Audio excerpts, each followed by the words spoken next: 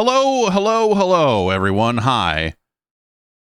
It is Wednesday. I should turn on the lights. I should turn on the lights here. Let's get the left light going. And now I'll unlock my phone so I can turn on the other one. Okay. The other light here. It's got to disappear from the app and then come back because it's like, oh, there's no light on your network. Oh, wait, there is. Now you can turn it on and off. It's a very smooth process. It's gonna any minute now it's gonna pop back up, and since I already hit the switch, it should just turn back. There we go. What a good system that Razer has come up with. What a fantastic, just fantastic stuff. Really, it's not the light itself is not bad. It will do, it does fun colors and all of that, which makes it more capable than the other light that I had, which only goes, color temperature. But the device that you use to turn it on and off must be a Wi-Fi device. And so my computer here, which is perfectly capable of running the application that turns the light off and on, can't see the light because it's wired. As I suspect most people that are like doing any kind of enough streaming where they go, I need to buy a light. I would assume that they have already reached the point of like, I should probably be wired in. I should probably be on a wired connection. They've probably already gotten to that point. Maybe not. I don't know. People's priorities are all fucking weird with this stuff these days, right? Like, I need ring lights so that I can be pretty. Where that was like the lights were the last thing I bought. Like, oh yeah, I guess I need some lights. So maybe that's just me. It's Wednesday. We are very close to the end of the year, and so I feel like we are absolutely positively on the other side of new game releases. And so I thought we would dip into some old video games. Oh, wait, no, I'm wrong. Sex with Hitler 2 just came out. God damn it. What else here? What is on Steam's new and trending list? Fresh Start Cleaning Simulator, Antimatter Dimensions. Ooh, X-Plane 12. My Pleasure Season 1. My Pleasure Season 1. Oh, what fun. What fun. Season 1. Yeah, so, we're kind of on the other end of it as far as big new games are concerned. So I thought I would fire up the Mister, and we would just see where we end up, really. Let me crack this open. Because I need some coenzyme Q10. I need some BCAA aminos here in the morning to really get things going. Am I playing Fortnite or just talking about the settlement on the podcast? I am just talking about the settlement. We're not playing games on a podcast. So that would be crazy. But I did install it and play, I don't know, 3 or 4 rounds of it to see what the heck was, with the new chapter or the new season, whatever it is. It's the new season. It's the first season of the new chapter, right? That's the Easy Chapter 8, Verse 10. Fortnite Chapter 4. Season 1. They should start calling the seasons verses. Really go down on the the biblical aspect of the biblical aspects of Fortnite that I think we all know are there. As soon as they put Gospel Bill in as an unlockable character back in Chapter 2, I think we all knew.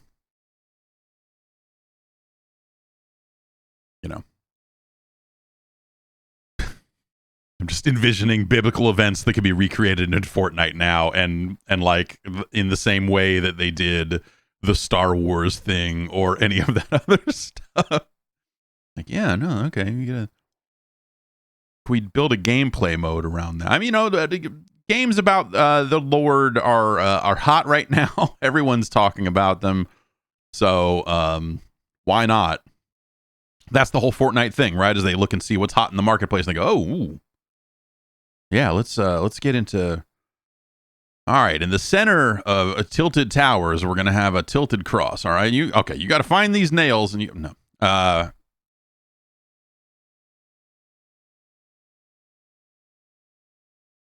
Victory Royale.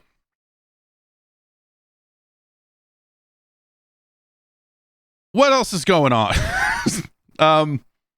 So yeah, I've dissected a lot of my streaming setup over the last handful of days. It seems like that there was just a compound, and I'm guessing here because this might lock up at any time, right? And I'll be like, oh, I guess I didn't fix it because it's been that type of intermittent issue. It seemed like that there were basically three different things happening where I had the weird microphone issue that was causing the app not to launch properly. That was also seemingly causing my graphics card driver to crash after I put in a new video card, which was confounding to say the least. But then after that, I found some, it kind of kept locking up for a different reason and leaving nothing in the logs about why or how. And so as I dug around for that, I did not find a lot of other people running into the issue, except for I found one person on the Windows feedback app that was like, is this because I'm running an insider build of Windows? And I was like, well, maybe it's that. It's not, I shouldn't be running one of those anymore anyway. I just haven't unenrolled from that stuff. But that's actually getting out of that requires a full reinstall of Windows. So I'm like, well, that's got to be our last resort because that is an endeavor. So instead, I stripped out some more plugins, the Stream Effects plugin that, puts cool shaders and weird shit on the screen and stuff. I'm going to say that maybe that was the culprit because that is perpetually... Well, currently, if you're running modern OBS, it is in I believe, a beta state, if not an alpha state. So, obviously that's, not well tested and not fully tested the way a release build would be. So I uninstalled that and a couple of other things, and I have found stability over the last couple of days here. But you never know. And so here we are. Let's remove the time from the screen. I had the time up here because so basically when I haven't been streaming, I've just had OBS up and running with the time on screen so that when it does lock up, I know exactly when it locked up and I can go pour over, the event viewer and just try to find something, but there was nothing to find. So yeah. Let's run an update. Huh?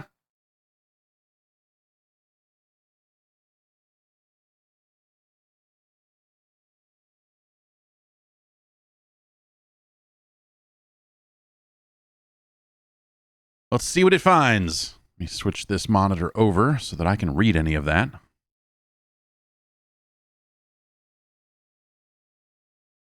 Mm-hmm.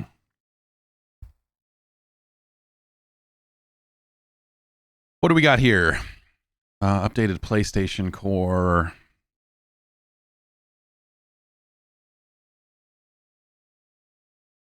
Some other stuff. Nothing major. Even so I run the dual SD RAM version of the PlayStation Core. I don't know that there's a meaningful difference anymore between the two. Is this? Yes, this is Dwarf. Welcome to Dwarf Fortress, everyone. We're sorting our MRAs into different directories. They have the people behind the Mr. Project have chosen the unfortunate file extension of .mra for Mr. ROM architecture. I don't know what the A stands for there, but it is basically this is a text file describing what it needs to load. We've got to collect all the MRAs together and then organize them. You understand.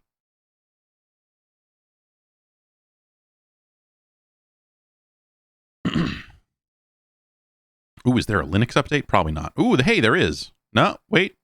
No, there's not. Okay.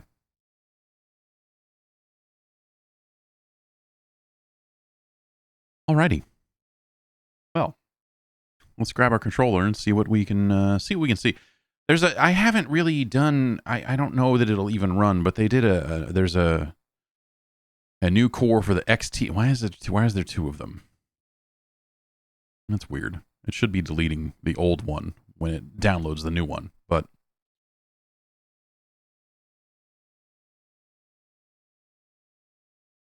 okay, this does more than it did last. There was a bunch of stuff you had to hoops you had to jump through to make this work before. I don't have anything to run on this, but basically it's like a really old PC. Ah, yes, 4. What do we? Oh yeah, let's get 7 megahertz, man. So we can emulate a PCXT or a Tandy 1000. But I don't think I have any of the BIOS stuff I would need to actually make this work. I'm not even 100% sure what, this is before my time when it comes to personal computers. So I just never really experienced the power of Tandy. The first PC I owned was a 486. And so, yeah, I just don't have a ton of experience with the kind of CGA, EGA era. But that's basically what this will do, as I understand it. And so I'll have to take some time and set that up one of these days. It's not cool like the PC-88, cool Japanese computers doing cool Japanese computer things. Letting you enjoy the greatest of video games.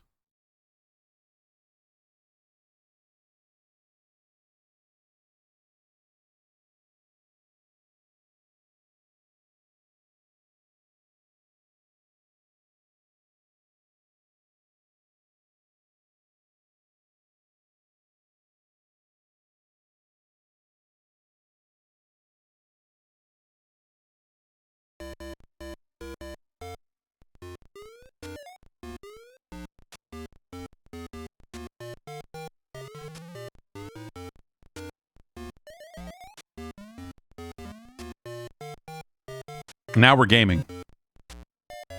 Have you heard of Nintendo? Do you know about? Have you heard about these games? These Nintendo games?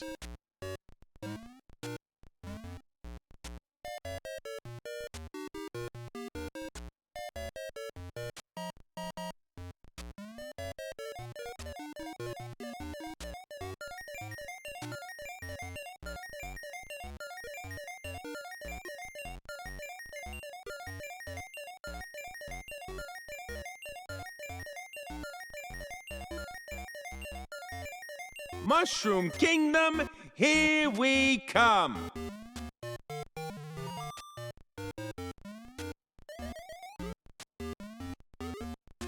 I don't think I can play much more of this today. Am I still threatening to speed run this game? No.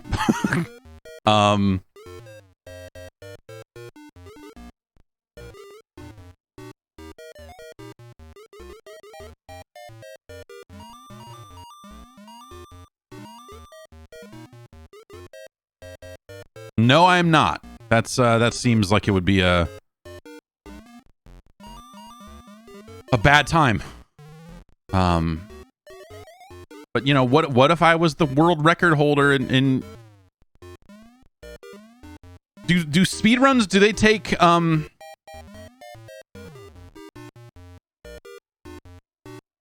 speedruns from Mr. Cores? Because I don't know if this is fully accurate to the speed and the power of the original game, because when you run it in the emulator that is inside RetroArch, it runs quite a bit differently than this one, speed-wise. And so, probably I would need to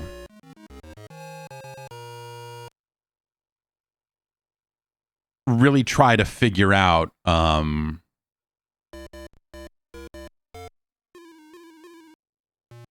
what's the most accurate way to run it, and then see if they would take a speed run recorded in that.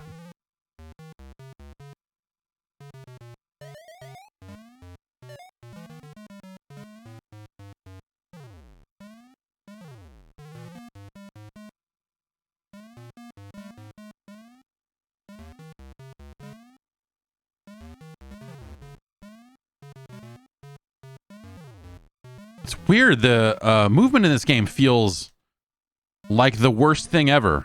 It's weird.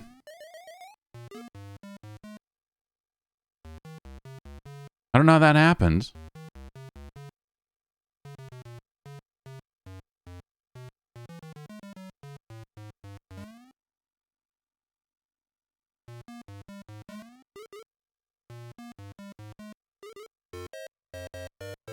Anyway. God damn it.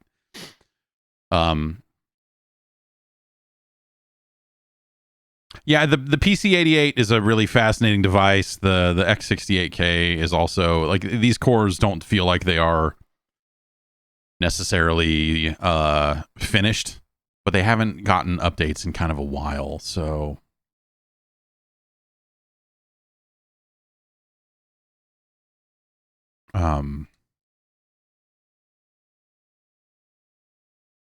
what do we have in terms of these hard drive images that are going to be the easiest ones to load? I don't have the MIDI thing hooked up currently. How is Final Fight on this thing? That's right. Yes, this morning a previous episode of the Jeff Gerstmann Hall of Fame went live on YouTube, where I am playing Miner 2049er and Bounty Bob Strikes Back, the sequel to Miner 2049er. And yeah, that was a weird I have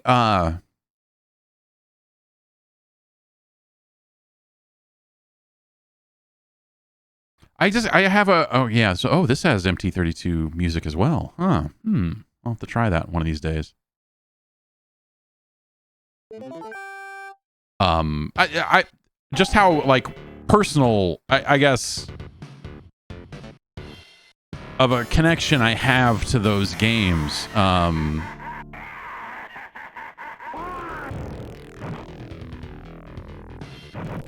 You know, like when those games came out, or you know, when those games kind of came into my life, I guess, or at least the first one.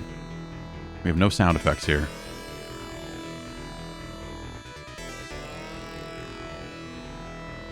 I guess if you have the MT32 hooked up, it probably plays the music out that way, and maybe you get sound effects instead of music, or along with music that way.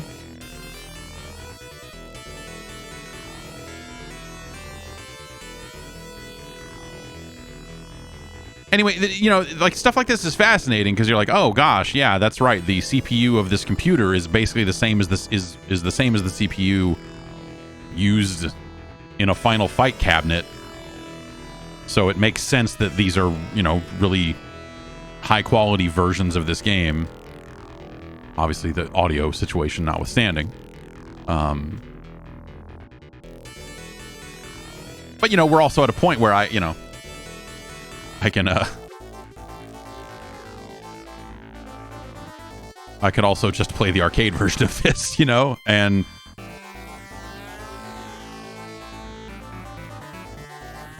but yeah, anyway, it was fun to go back and play some Miner and some Bounty Bob. That was actually right before the Atari 50 compilation came out, which has both of those games in there.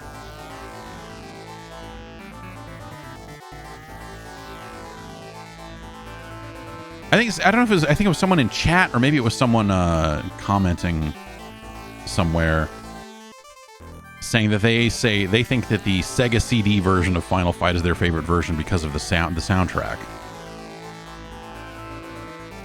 I gotta say, I don't really remember the soundtrack in that version as much I know it was CD quality. I know it came off the CD, Redbook audio, all that sort of stuff, but I just don't remember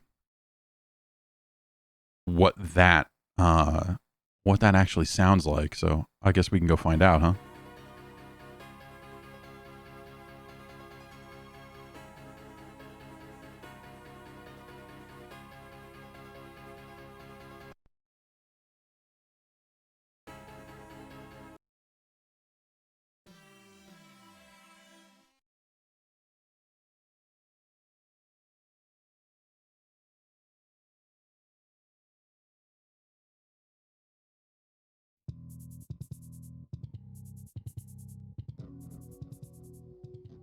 Metro City, a well-known crime capital, has been ruled by violence and death for many years. You do get this voiced, which is great.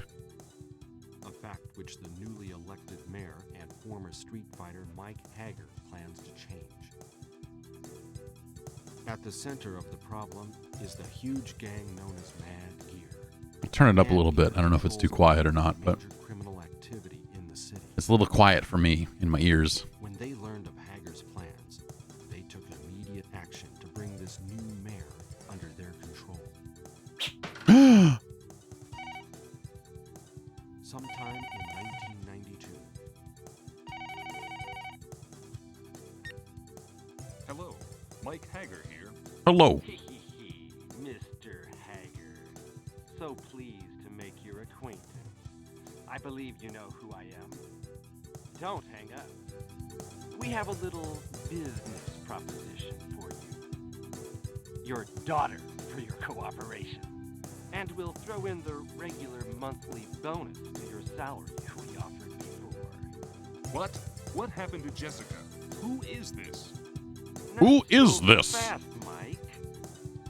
Turn on your TV. Very convincing sounding thug. Not so fast, Mike. Son of a...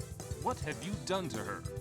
Nothing yet, but we'd enjoy the opportunity. Listen to reason, man. Why make your job difficult? Yeah, Just man. let us do as we please, like the mayor before you did.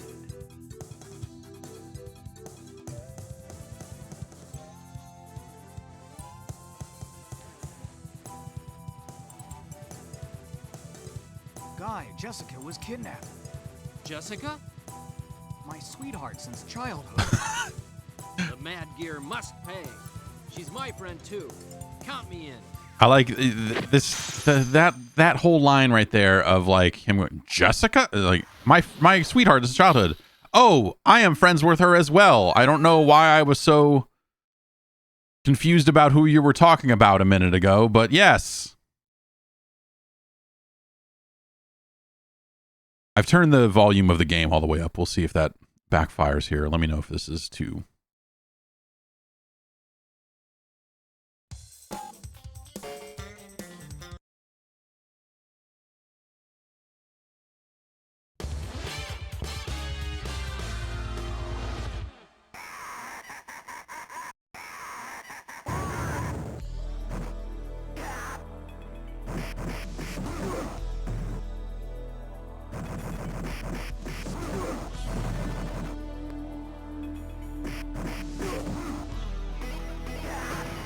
I think I could probably kind of, just based on what we've heard so far, I think the voiced cutscenes are incredible. But I don't know that I'm sold on this soundtrack. It's fine.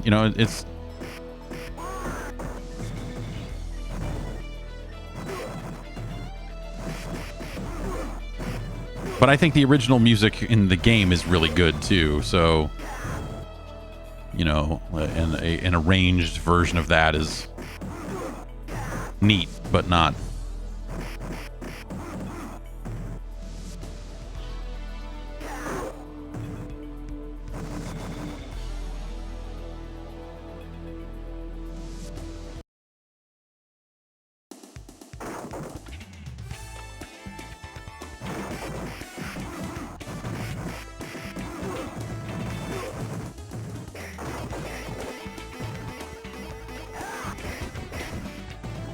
I wonder, you know, I'm sure that this information is in the game, but I wonder, like, what if Capcom did this music or if Sega did it because they were like, hey, yeah, let's put this game on the Sega CD. We'll take care of the port, or, you know, the same way they did with some of the other games. Tease music. Okay.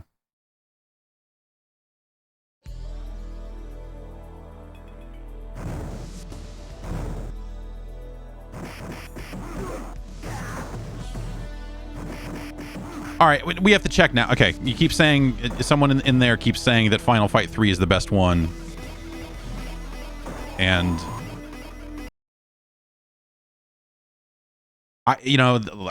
there's, as far as I'm concerned, there is a single Final Fight game.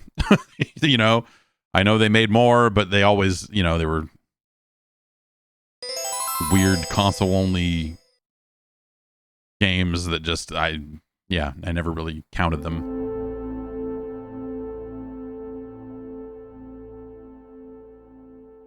So let's take a look here. Why is it? Oh, these are. Okay, yes, these are the dumps. I've been redumping some of my carts. They're in that directory. Right.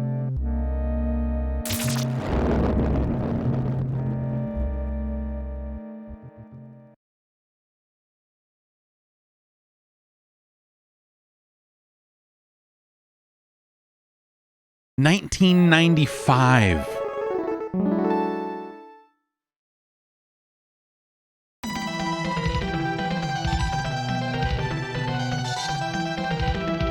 A Super Nintendo game released in 1995. That's the year the PlayStation came out. The Skull Cross Gang.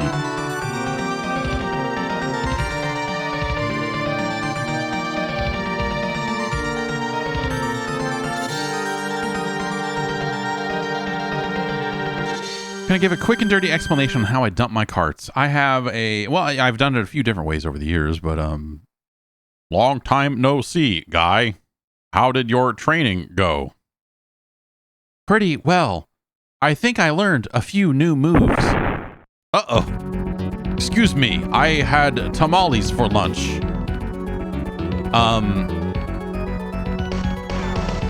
I can't reach it from here, but basically, you know, you get a device, whether that's a Retrode or the Sani open source cart dumper, which is what I'm using more recently. And that's a standalone device that basically has its own menu on it, and you plug the cartridge in and go on the menu on the little device and say, dump this thing, and it dumps it to an SD card on the device itself, and there you have it, you know, and that's about it. Other devices hook up to a PC, and so they, you know, you plug it in and open, and it rings up like a drive, like a thumb drive, a USB drive or something, you know. And the ROM is just sitting in a directory in there, and you just drag it onto your desktop, and then you're dumped. But these more modern devices are better at like checksumming and going like, is this a good dump? Did you put it in sideways? Is the cart dirty? You know, like it's able to kind of check some of that stuff out. Let's hit the streets.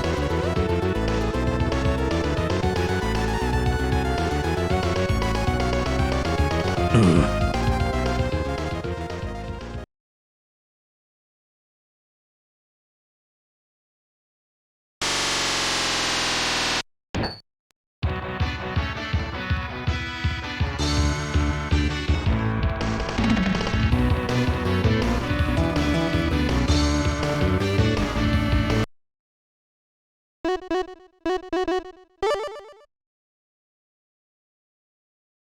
Okay, attack extra joy.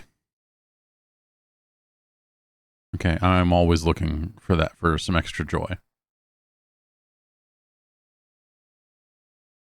Let's just stick on normal.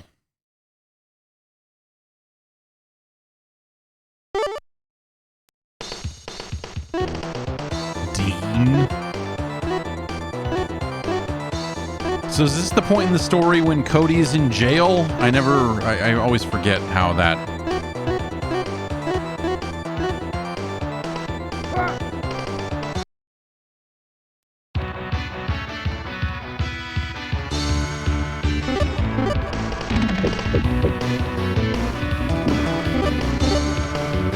Okay, so that's basically like, if you don't want to hit both buttons at the same time, you can do a little extra joy.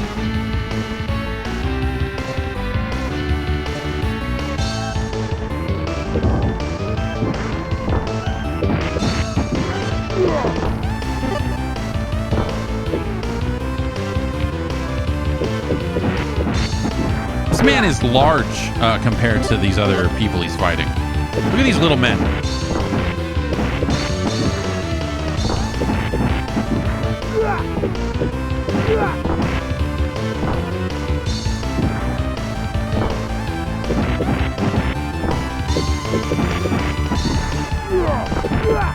Okay, so I have a super meter, huh?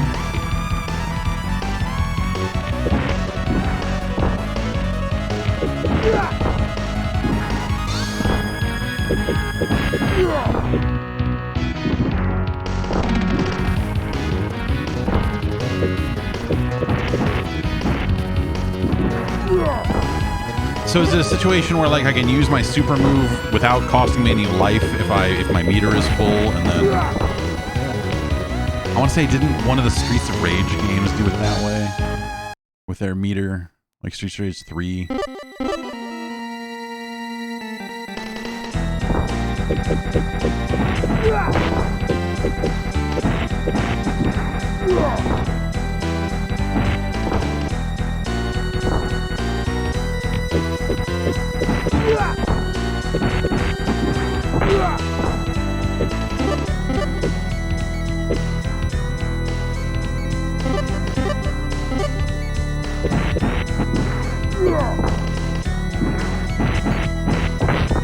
So that's a quarter circle forward there, that grab.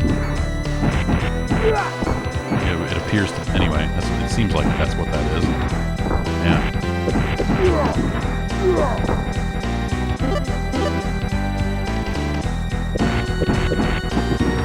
Suck it, Dirk.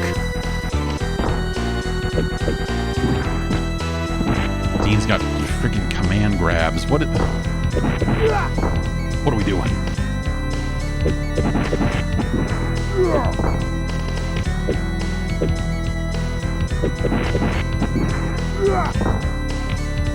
Yeah, I don't know if I've ever really played much of this.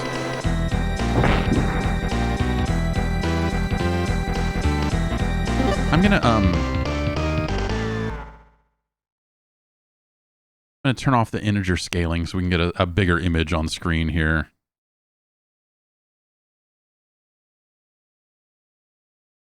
I realize this is a very bare bones presentation since I've basically had to uninstall everything that would... I scaled everything way back because I was like, what? And so now I need to scale it back up. I've been meaning to, you know, I just haven't had time to do any kind of, you know, whatever. I was gonna say I haven't had time to do any graphic design. Not that anything I would do would be considered graphic design, as opposed to just like, I don't know, I slapped together a background for a stream or a frame for the image to go in, or you know, what have you. I need to do a little bit of that probably.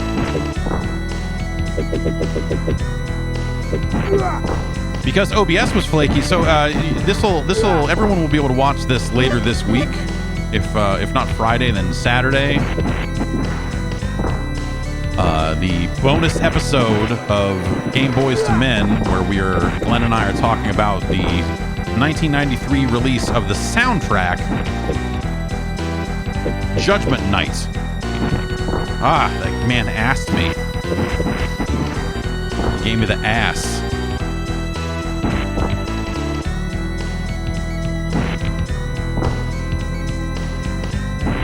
And that'll be available for everyone. Of course, the other episodes of that show are on Patreon. Patreon.com/Jeff Gerstmann. The ones where we're mostly talking about video games are there. But yeah, this bonus episode, we're talking about the soundtrack of the movie Judgment Night, which is I suppose, a pretty important part of the lore for Glenn and I. And when you think about it,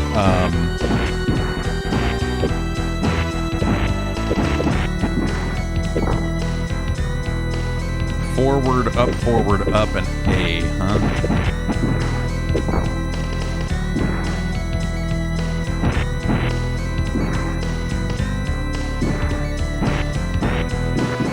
Oh, by A you mean attack, not the SNES A button.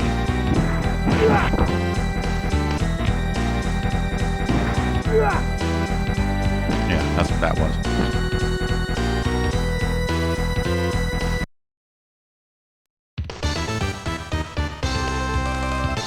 This game feels, I don't know, like it's...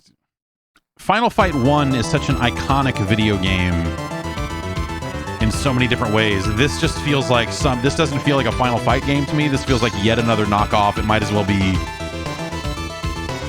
what are those other, these zillion other games? Hard Riot, Battle Riot, Punch Man. Like there's some on the PC Engine. There's plenty on the SNES.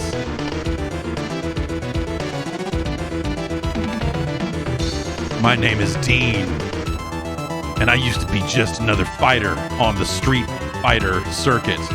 Put Dean in Street Fighter 6.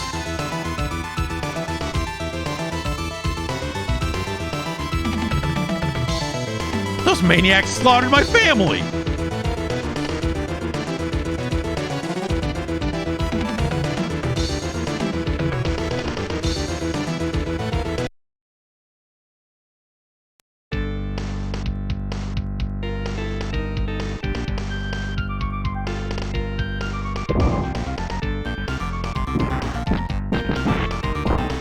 My name is Dean, and you can see me in the hit film 12 Rounds 3.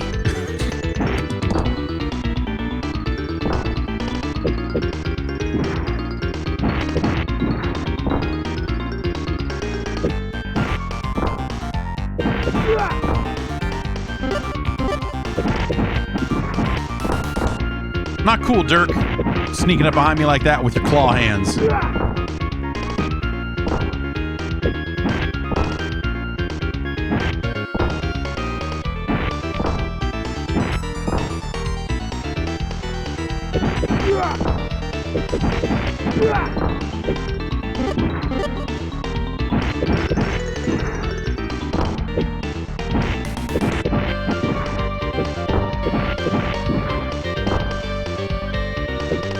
Yeah, like you can kind of combo some stuff together, but not really.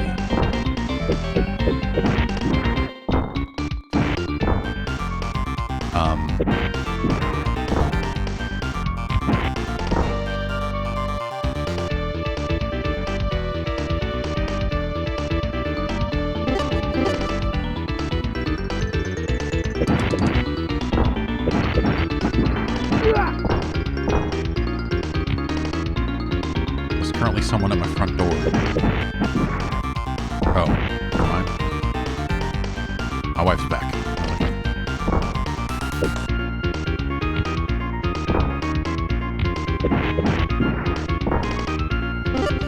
Oh, look at this. Walking up.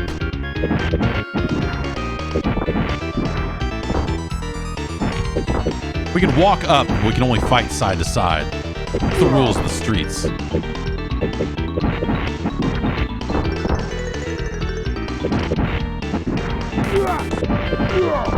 Was it a xylophone marimba solo happening behind us here?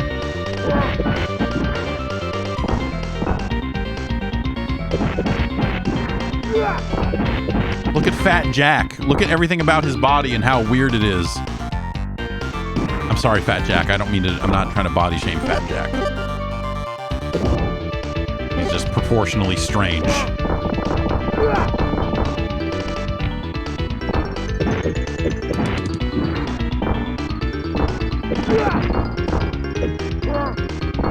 That guy's name is Arby. That makes sense. I mean, he looks like a big slab of roast beef.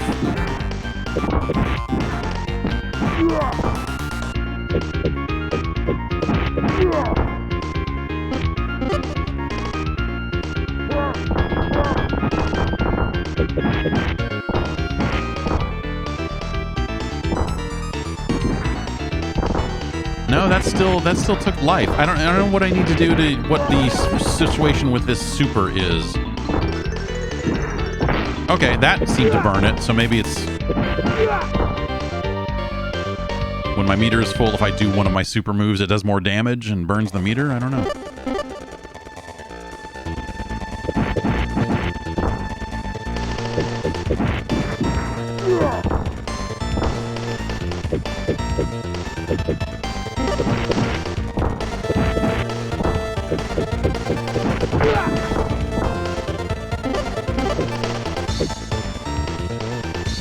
Oh, this is a tall man.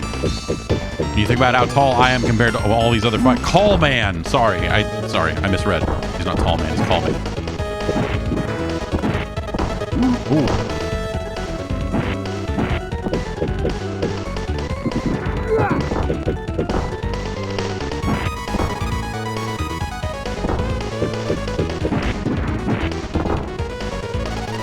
Oh, this fight is a pain in the ass. These ladies.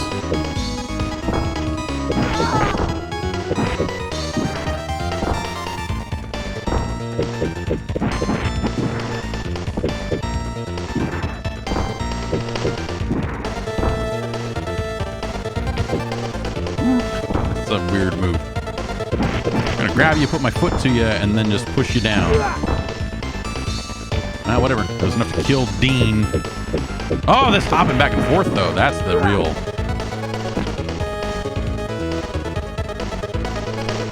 Put Call Man in Street Fighter 6.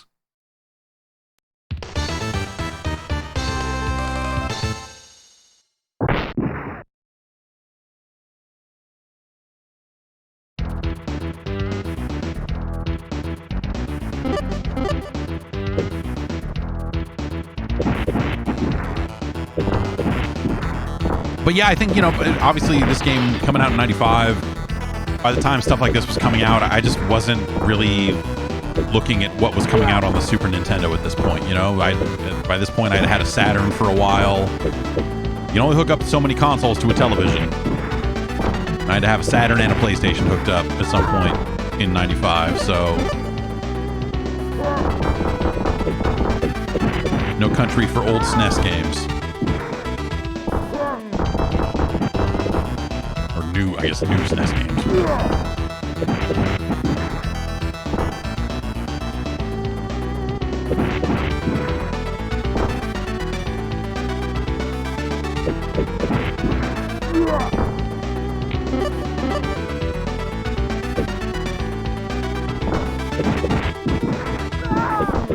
Grab someone and press up, down, Y?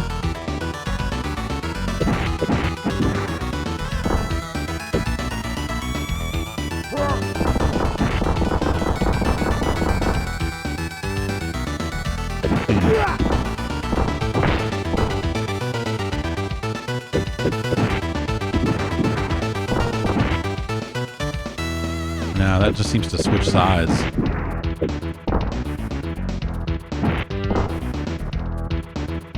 Oh, okay, there it happened. I was just not doing it fast enough, maybe?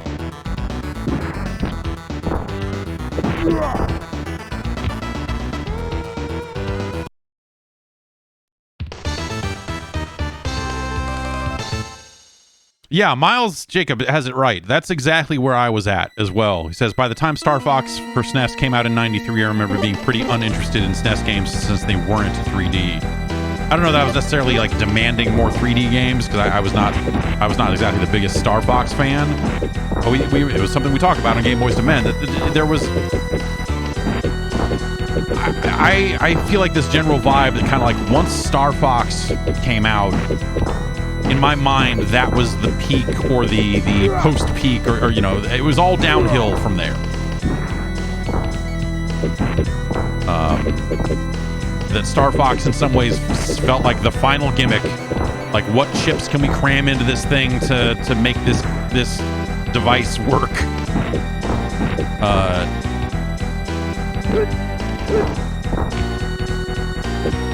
And so, yeah, everything past Star Fox 1, especially, you know, going to trade shows and stuff like that where they were showing upcoming consoles and you knew that other stuff was on the horizon, right? You know, you knew that, like, you know, come 93, it was like, oh, well, the Sega CD is available. Not that that's, like, burning up the charts long term, but, you know, when it launched, it was certainly a big deal. I guess it was late 92. There he is. There's our guy.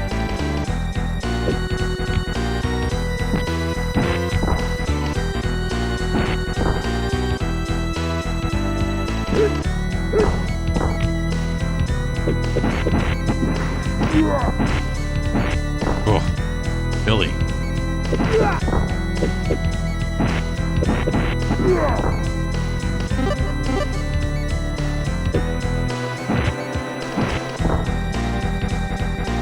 Like, I remember playing Star Fox 2 at a trade show. Obviously, that game didn't come out then, but they showed it off. They let people play Star Fox 2. They had it all set up and, you know, treated it like it was coming out, and then suddenly it very much was not. I'm like, oh, okay. I remember playing that. But also I remember playing it and going like, this, whatever. This seems fine, but not. The Super Nintendo did not seem like a thing that still mattered at that point.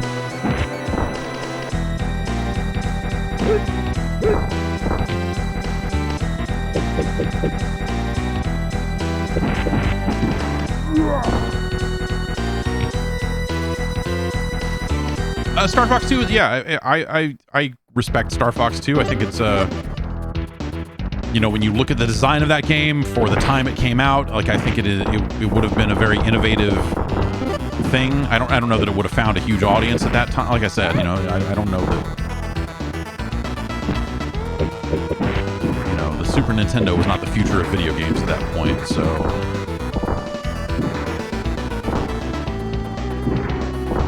It's still interesting when you think about it, like, that game being basically done and then not coming out is really kind of Nintendo recognizing, like, hey,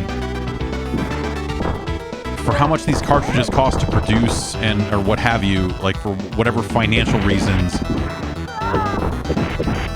we will not make, like, if we manufacture this cartridge and try to sell it, we will lose money on it, is basically what they're saying at that point, right? They're like, okay, to put a Super FX chip in this thing and sell it, and for the amount of money we'll have to sell it at and how much we think it will sell based on people's interest in the platform overall, you know, yeah.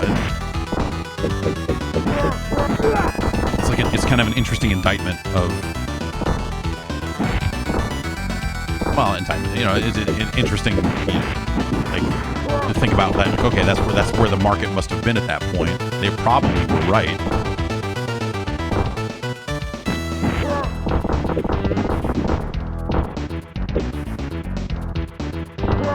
But to basically write off the entire, you know, like, production, like, that game was basically done. So they had already sunk a bunch of money into it and still decided, like, oh, yeah, I mean, the cost of manufacturing and marketing, you know, like, all the stuff we'd have to spend to make this happen, still not worth it.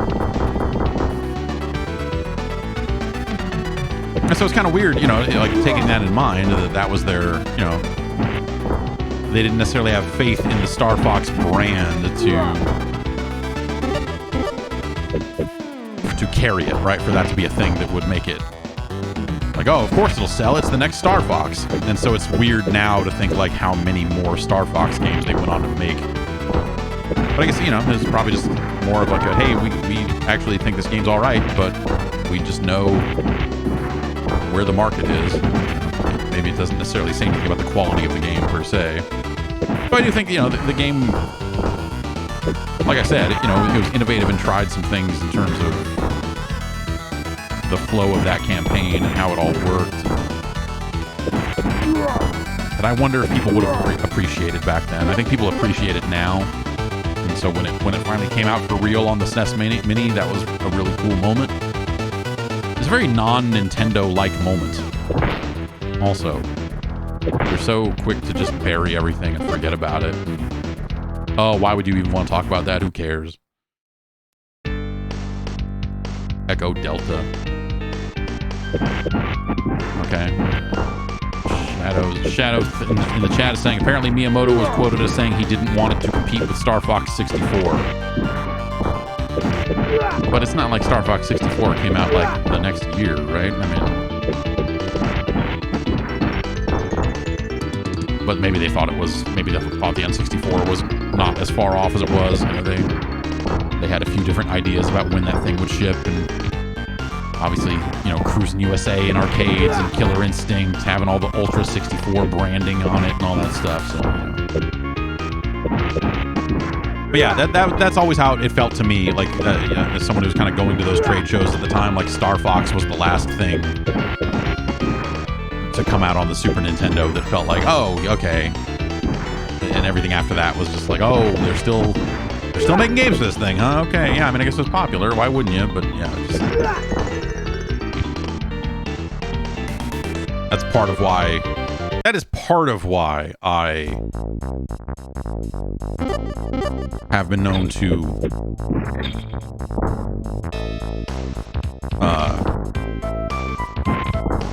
say not so nice things about the Donkey Kong Country franchise.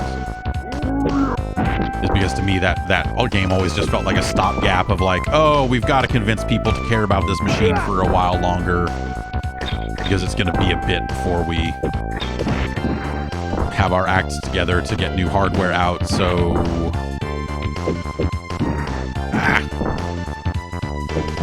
Drake here with the Shiva Stomp.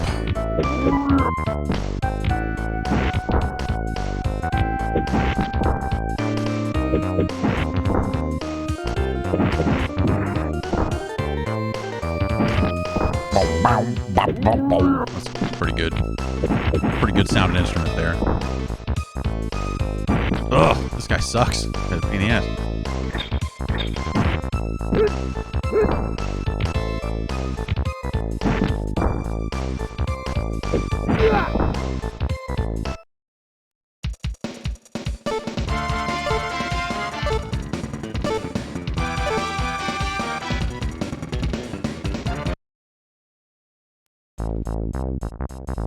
Oh, does it make you do this whole fight again? That's interesting. That it doesn't just start you.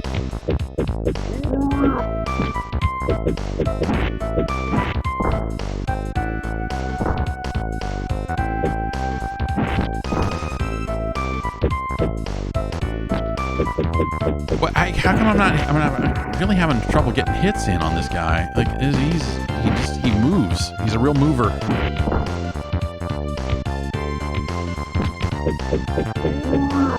That all felt like it should have hit. Maybe I'm not. Just doesn't think I'm lined up enough or what. But... Ugh! Enough with this shit.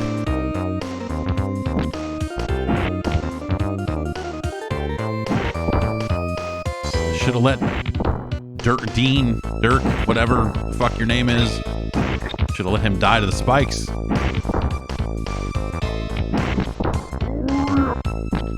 Oh, come on.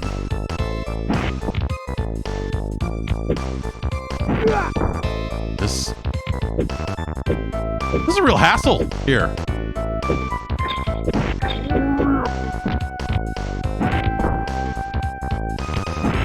I'd be curious to see the speedrun technique for fighting this guy. Like, what's the, like, dispose of this motherfucker tech?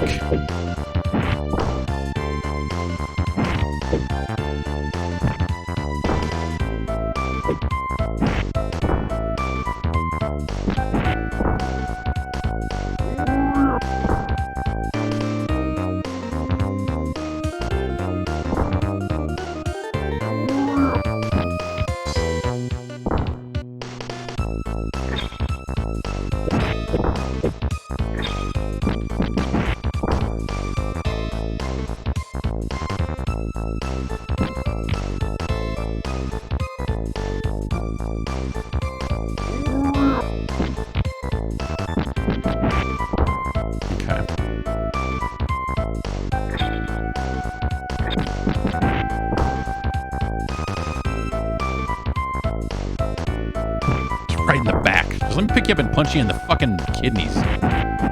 Enjoy that.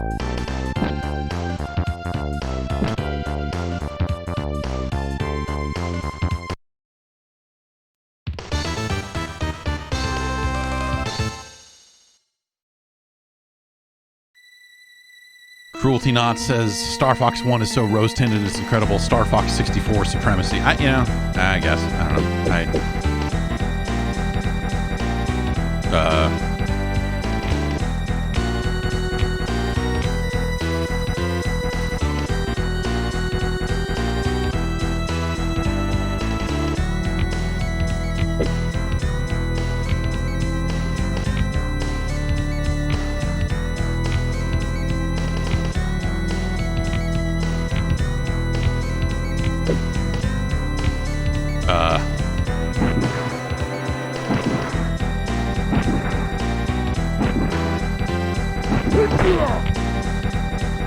Oh, thanks.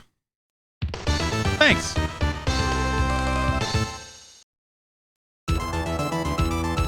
Oh, shit. It's about to get serious.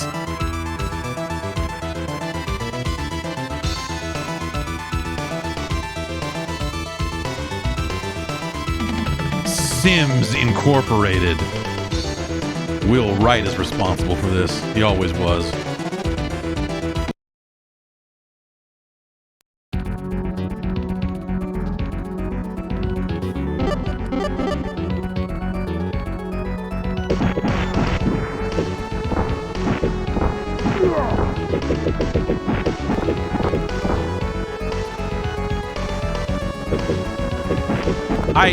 Star Fox 64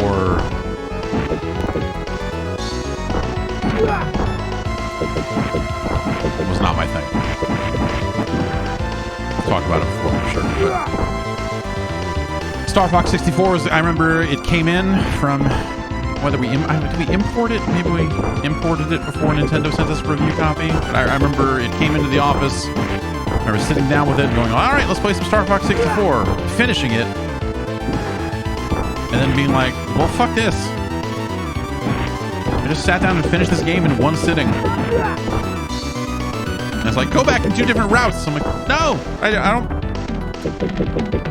Did not enjoy this enough to want to wring every little bit out of it. I was like, yeah, okay. Got through it, finished it, go, move on.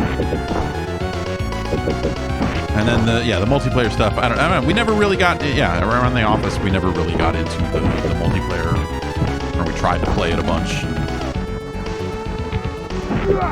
but never. Yeah, I don't know.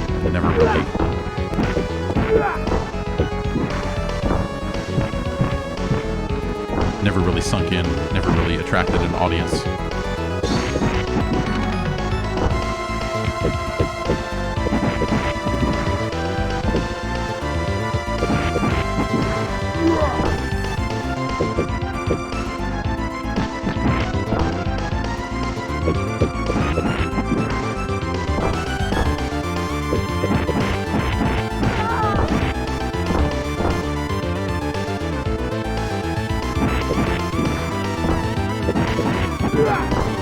Take it, Ray. Ray! Happy now? Ray!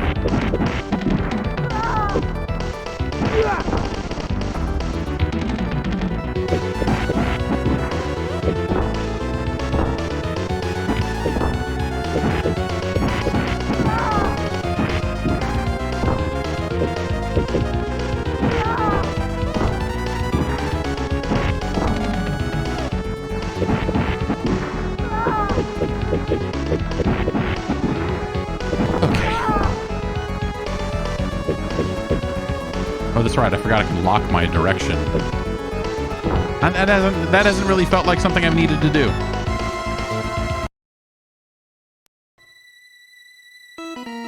But I think, Nintendo does that with a handful of its games. It's not something that happens with all of them, where it's like, there was that, was it New Super Mario Brothers 2? I forget which one it was. One of the, where it's basically like It was very easy to get to like credits in that game, and then it was like, all right, now go back and collect all the fucking coins, dipshit. There's like 1,000 more levels in this game. I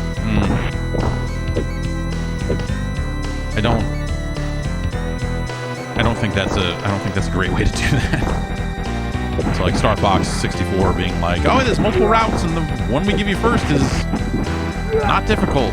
Okay. Also wasn't like satisfying in a way that made me want to touch it ever again, so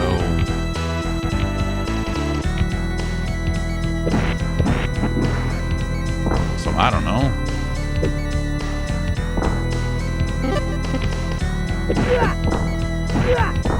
Suck it, Fritz.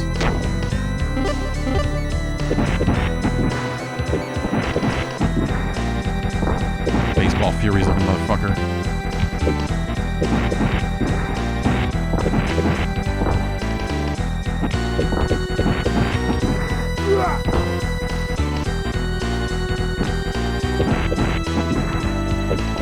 Devastating backbreaker.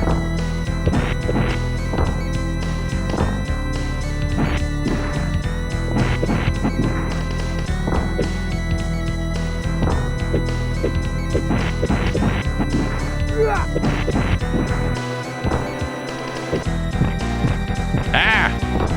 Little weirdo, get off me.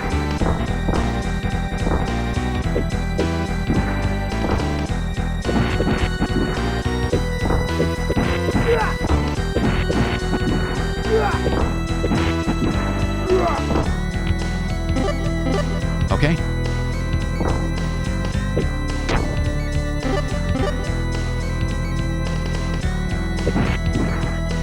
Got this idea for a character. He's wearing like a German soldier helmet and throws those stick grenades. Yeah? That's where you want to go with this? Okay, what do you want to call him? We're thinking Fritz.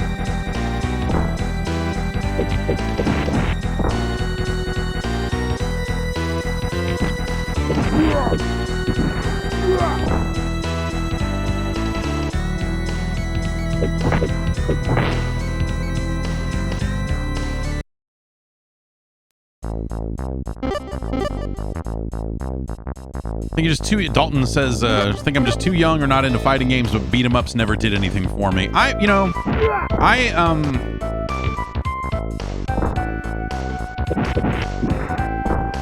think that beat 'em ups are really, belt scrollers. Brawlers, if you will. They're really weird. I think these are games that would make sense in an arcade setting as like one of those games you just kind of feed quarters into until you beat it and then go like, okay, well, we did that. It was fun. Let's do it co-op sometime. You know, like it occupied that space. And so a lot of these games coming home, you know, even this game, which was not an arcade game, still has the concept of lives and credits, you know, as like limited continues and all of that as a means of kind of establishing difficulty for a genre that rarely actually required it in its original state, you know?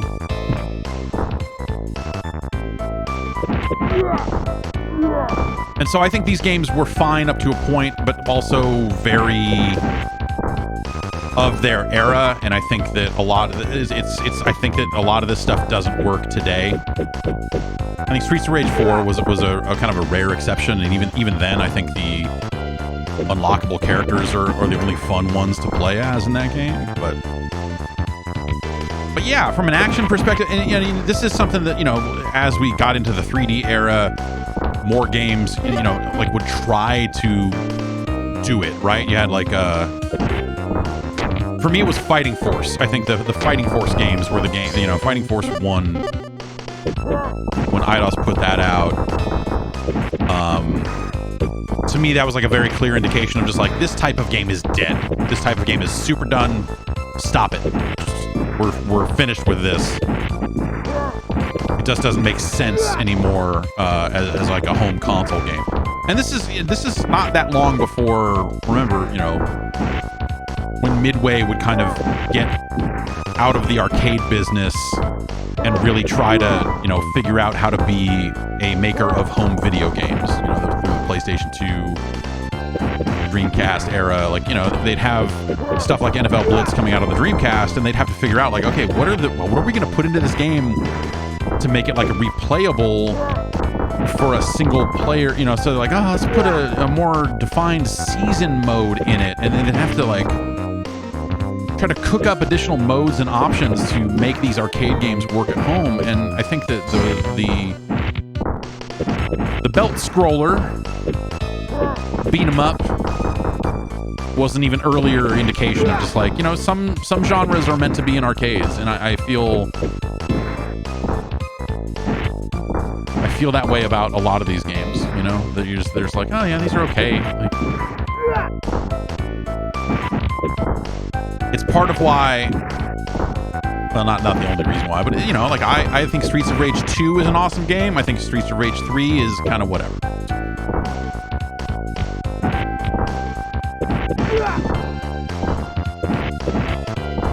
I just think past a certain point, you know, you Gauntlet Legends is another great example of like the home versions of Gauntlet. So we had a Gauntlet Legends arcade machine in the office, and so I played about as much Gauntlet Legends as a person could play, and then some. Like, I played more Gauntlet Legends than a human being should play. Like, yes, let's play as Pojo the chicken, and, you know, but like, I don't know, that was a game that always felt like a game that worked in arcades as like that kind of quarter sucking sort of thing, the way Gauntlet always was. And then at home, I know they tried to do things to it, because when they were coming home, by that time it was like, what, it was Gauntlet Legends Dark Legacy or whatever, the expansion, right? That came to arcades.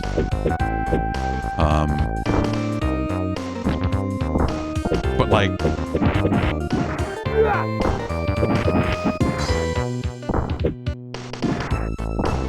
that's a game designed to steal quarters from you.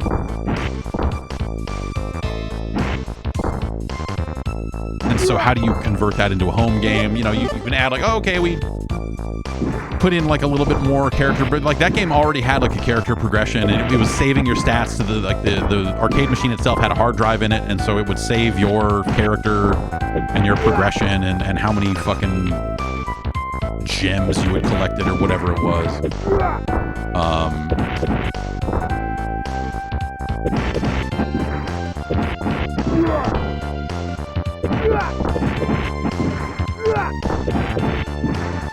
But I think a game where, you know, if a lot of the difficulty is coming from limiting your number of continues, something that the arcade versions rarely did, because they wanted you to just keep pumping money into it, you ended up in this situation where like the home versions were like more difficult technically, but for like sometimes weird reasons, sometimes for reasons of just like, oh, we've artificially limited you in a way that the original version of this game did not, to try to put difficulty into it.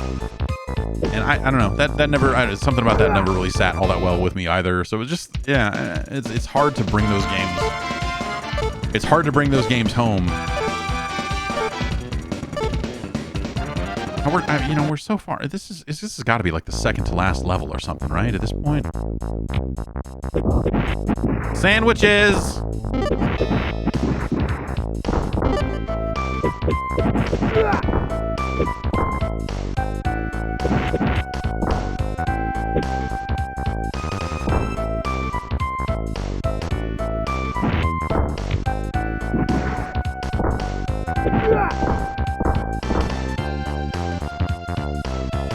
Ah, what the fuck? I guess I gotta do that really fast, huh? Come on! Let me do my suit. Well, I guess my meter drained. I don't know.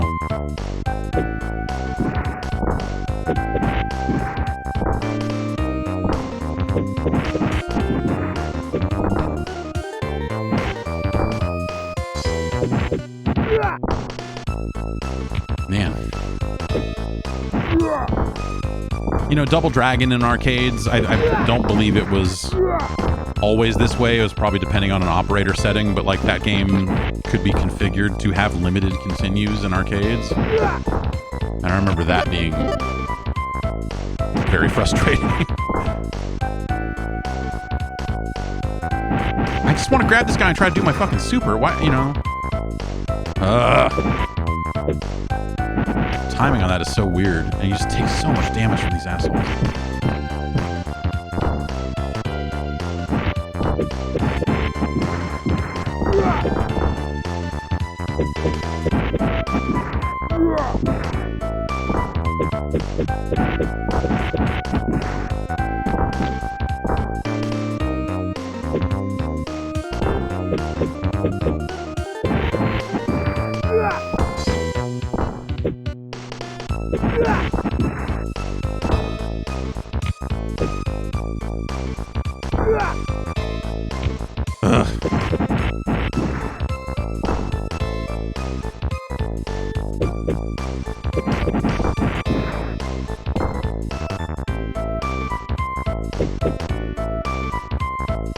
There.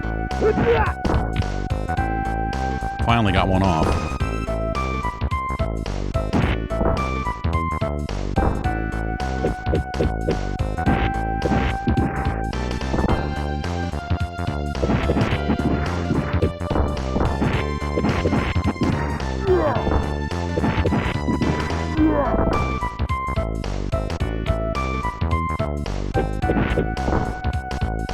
Only that little... Didn't realize we had running and a backdash.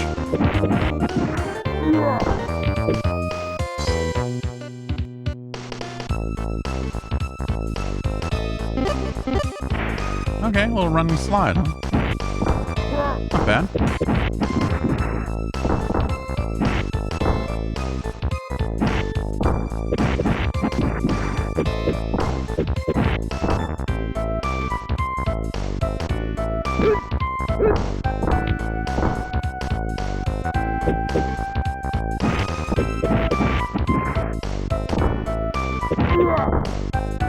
Okay, making our way through.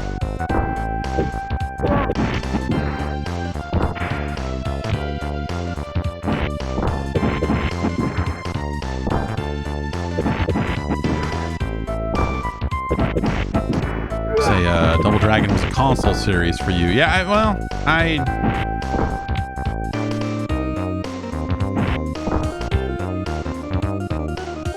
yeah. I played a lot of the 8-bit, that NES version of Double Dragon is pretty good. Also, it's a totally different game. Well, not I mean, you know, it is attempting to duplicate a lot of the levels and stuff in that game, but like, you know, it's got a progression system in it. It's like another great example of like, but I think a better example of like, here's a good way to kind of change things up, right? Like they add a character progression that, you know, you unlock some moves and the fighting feels very different than the arcade version did. And how all those weird glitches about picking up weapons at the last minute, so they turn into different weapons and you carry them forward and, you know, all that neat stuff. Oops.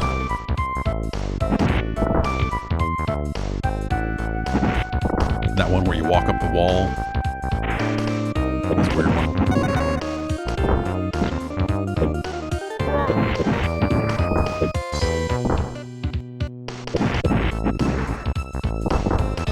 Yeah, I don't know. I think these games just, you know, they get pretty monotonous, right?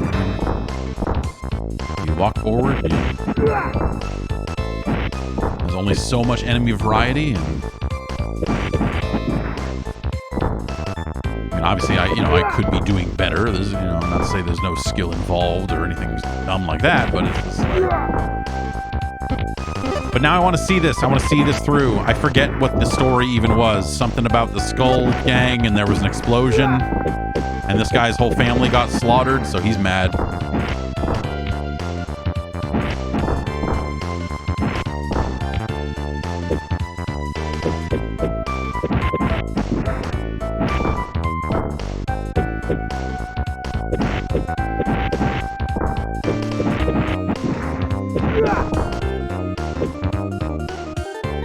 But I'm getting tired of this level. It is not, the music is not doing it for me anymore.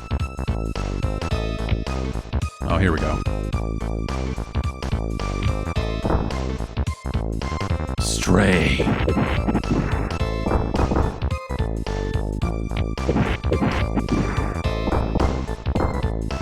fighting Ray, and we're fighting Stray. I need to stop holding down while I grab people, because that doesn't do anything.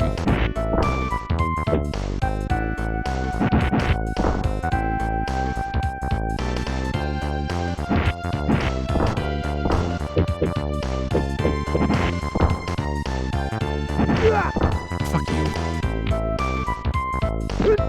Still take some damage from that. Oh!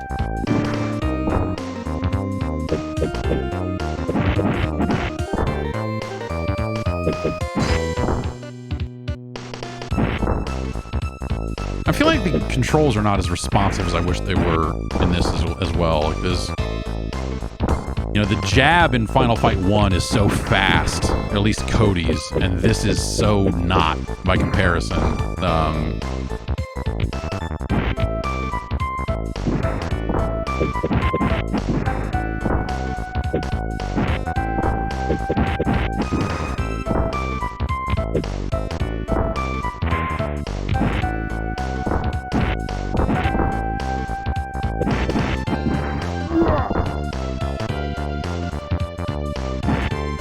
Ah, come on, do the thing. Why is that so weird?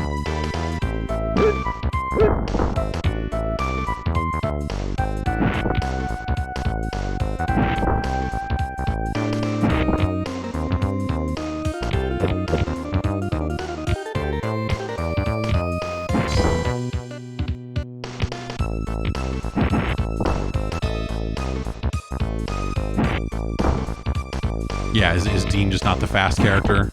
Because he doesn't look like the big character either. You know, he's not the wrestler. He's not friggin' Mike friggin' Hagar. Oh, come on. Fuck you. That's right.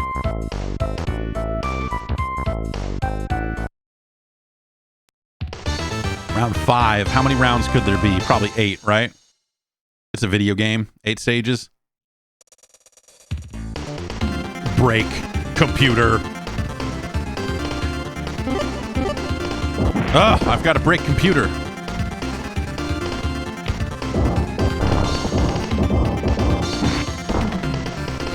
Leave me be, I got to break computer.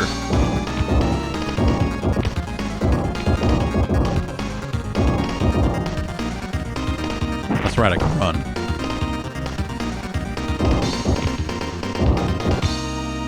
Oh, computer!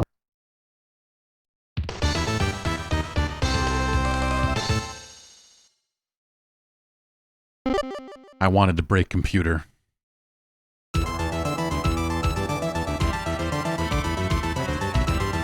Back to the city. Oh, the final fight is about to begin. Huh? Yep, hey. They did the name of the thing. They said it. Does that mean this is the last stage? Because, brother, I am done playing this.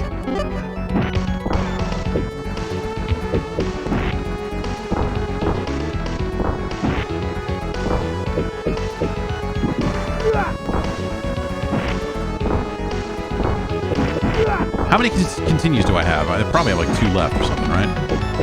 Or 3 or 5. That's a question I should probably know the answer to. Because I could do this. Let's just do this and make sure that we...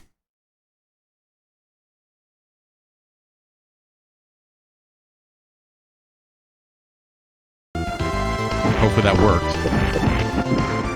It still says ×1, so that doesn't... Oh, is it infinite life, not infinite lives? Am I not taking damage anymore? That's not really what... Oh no, I'm still taking damage.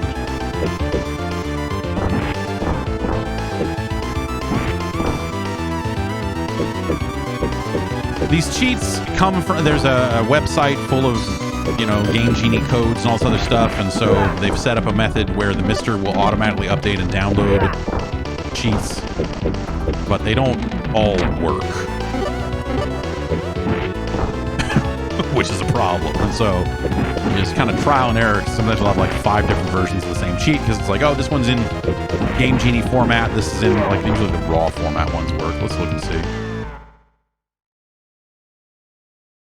Yeah, let's do that instead. Yeah, there it is. It didn't come all this way to run out of continues.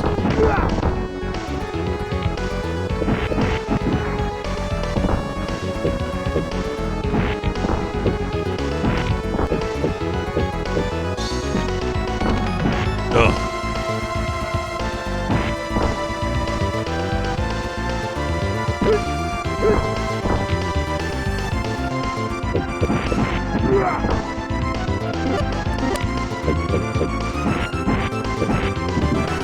Tope Suicida from Dean here.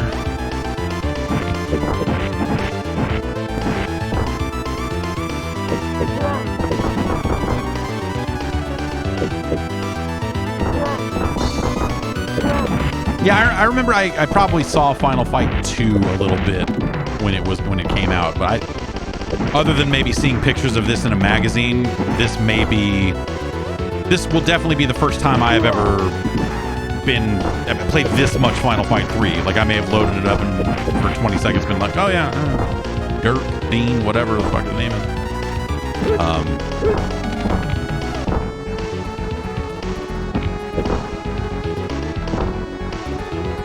But this is definitely the first time I will have ever played this game to anything resembling completion.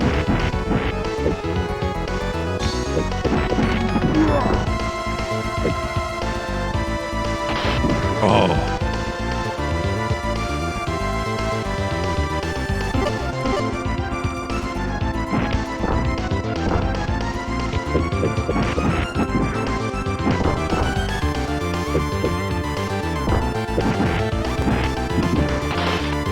I like the little background stuff, like when you do kind of higher impact moves near a breakable object, it will just break. Doesn't really seem like a gameplay thing per se, but it's like a nice touch. Like, oh man, like especially for the era.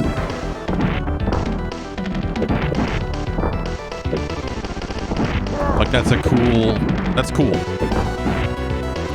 Not unlike the Street Fighter 2 kind of breakable signs and barrels and stuff in some of their backgrounds.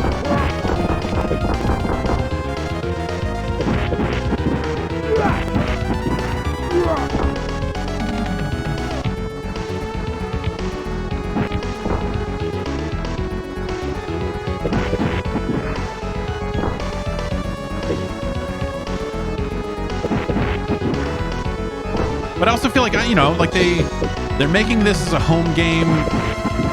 They're making this specifically for the Super Nintendo. I don't think it ever came out anywhere else. I could be wrong, but I don't remember it ever being anywhere else. But they still stick to this 2-button system. Really, you know, you have a button that'll let you know, lock your direction in, which maybe there's a need for that. I don't know what it would be, but.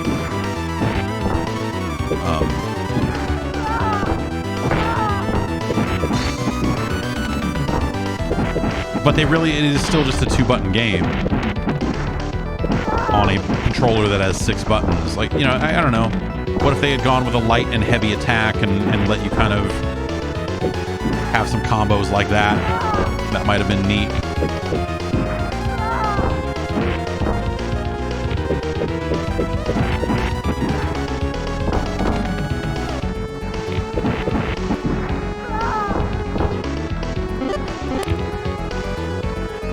You know, they could have added a grab button, which, I guess by 95, they weren't really doing too much of that, right? But in the fighting games, it was still kind of, you know, get up close and hit the button to throw in a lot of those games. Not 95, I mean, what is that? That's Alpha 1. Somewhere around there. That was... Anyway. Yeah, they had some of that. But, you know...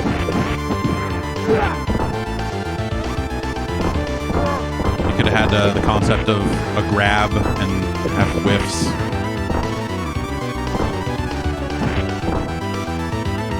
Maybe, I don't know if that would have made the game any better though. Right? I mean, that would be like a That would add complexity, but is that something that actually makes the game better? I mean, obviously you have some super moves here.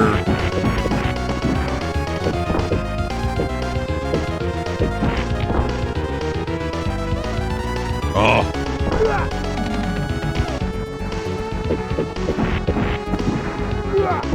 And he does even have this, you know, command grab.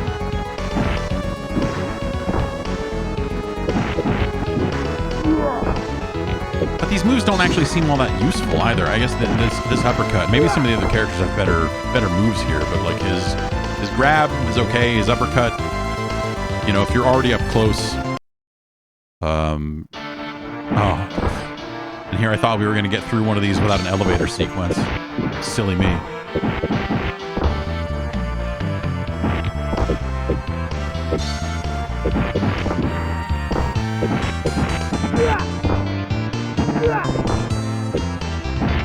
With like the most annoying enemy in the game. Let's put 20 of them in this elevator because you're getting near the end and we hate you. Hello, we, the developers of this video game, hate you, the person who is playing it, so much that we have decided to create this sequence with 19,000 Joes. Have fun with that. They're gonna hop around and be creeps.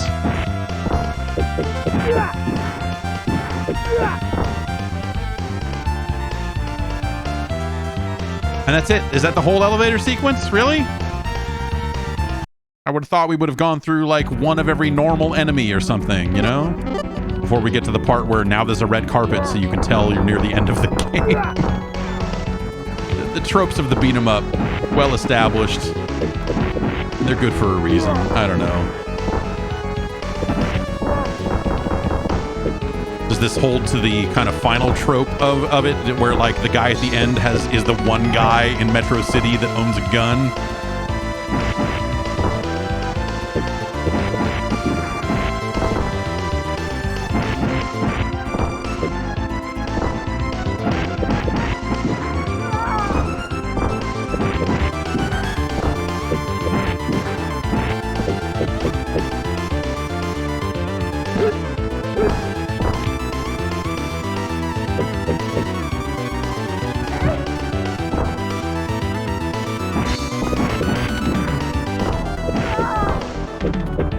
Who's out here doing Hurricane Ranas in a street fight?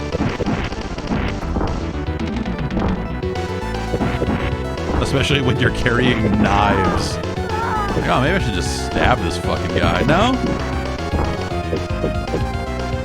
I'm gonna do some flippy shit first. Hey, at least these ladies sell. You know, for all the flippy shit they're doing.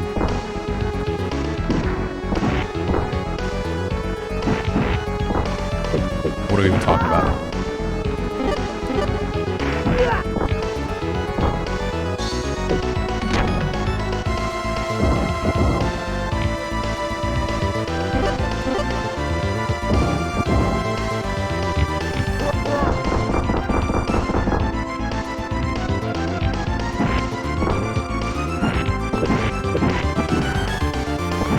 All right, we sure have punched a lot of guys here. Sometimes it's nice to see a game all the way through, even if you do a little cheating near the end. Because, you know, when am I going to see the, you know, yeah, look it up on YouTube. When am I going to see the ending of Final Fight 3? Ever.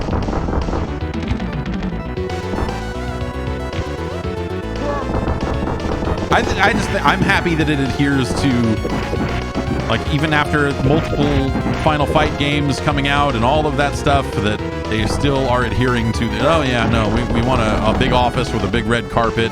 We need an elevator sequence. We need some kind of factory thing. You know, like...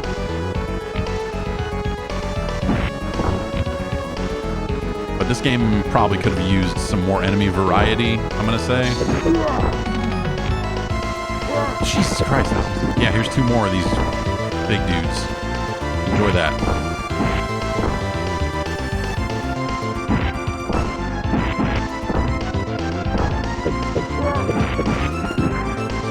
These guys are not like the G. Oribers and Bill Bulls of Final Fight 1. These guys have a much longer window where they get in that 3-point stance and give you plenty of time to just beat the crap out of them. I like that.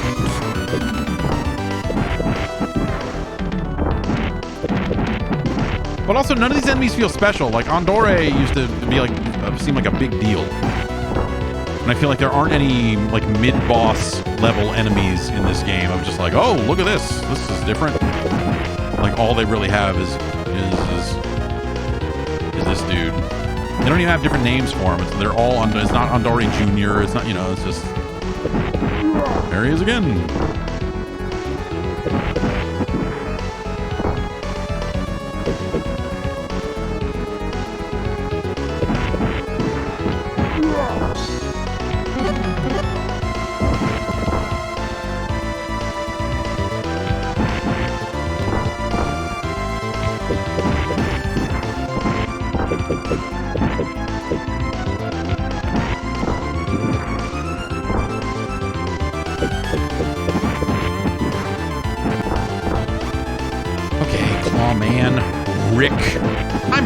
Claw Man.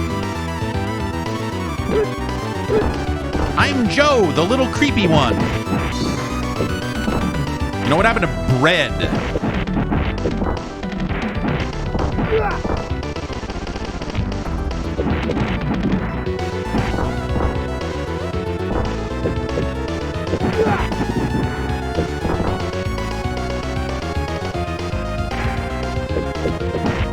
Thank you for the hype train. We're on a hype train. We're on a belt-scrolling hype train.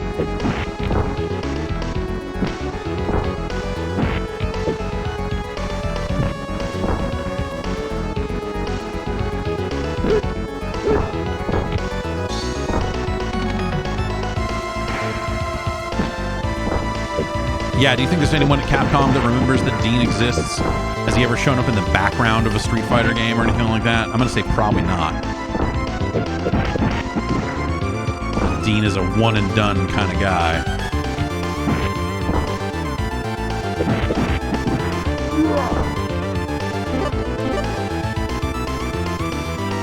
Oh, here we go. What do we got? Uh-oh.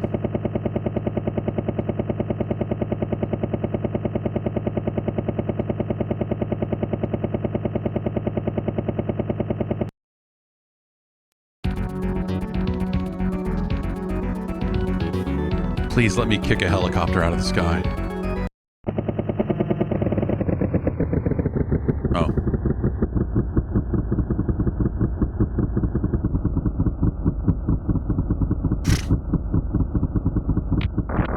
Oh. This guy's name is just Black. Evil Relento. Oh, okay. He's like, by the way, I can throw a fireball.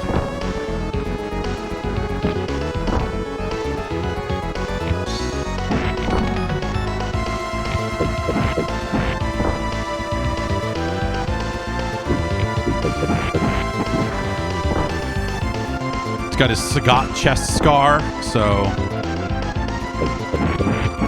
he's seen some shit.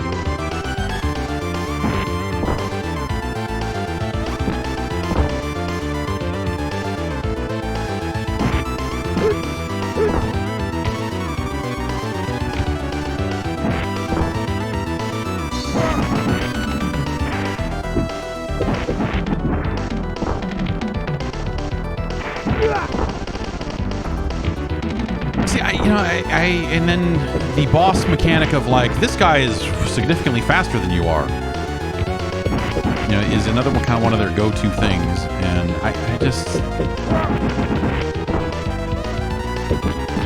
this game feels very generic to me.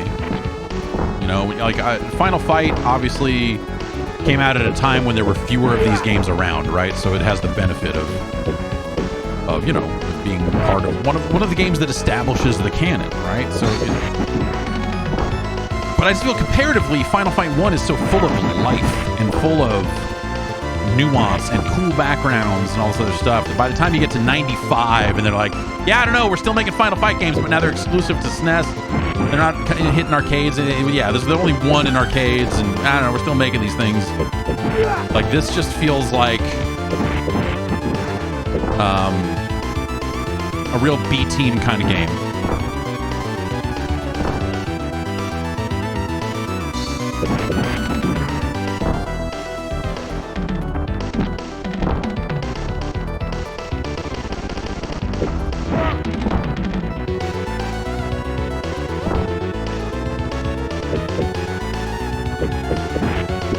Oh, by the way, there's a big shock thing over here, a big electrical panel.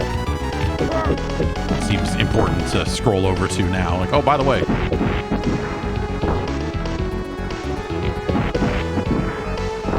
He's just gonna stand there to make sure that when he dies, he goes into it.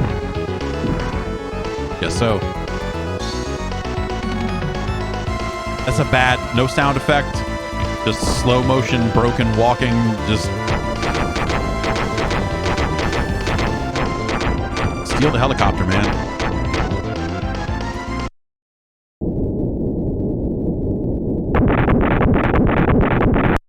Who knew that, like, shoving a guy into this thing... Oh, that's right. The defining characteristic of Hagar in this game is that he's got a ponytail now, huh? The city's in shambles. Well, that's a job for Mayor Hagar. By the way, I'm Dean. By the way.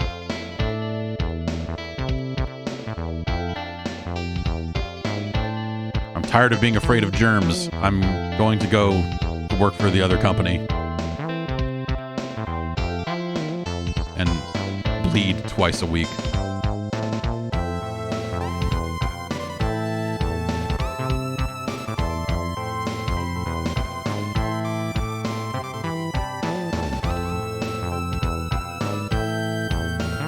Yeah, let's not play next level. I played on normal. There's no... If you're telling me there's a better ending for beating it on hard, I've got it. No, we're never going to see that.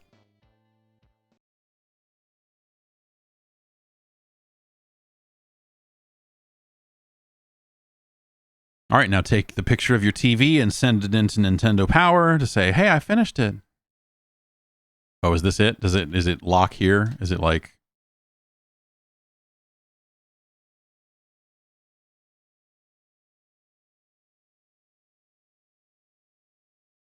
It's not even like, hey, all right, now credits, or hey, now here's... Yeah, this literally is the, like, we're freezing up so you can take a picture of the screen and send it in.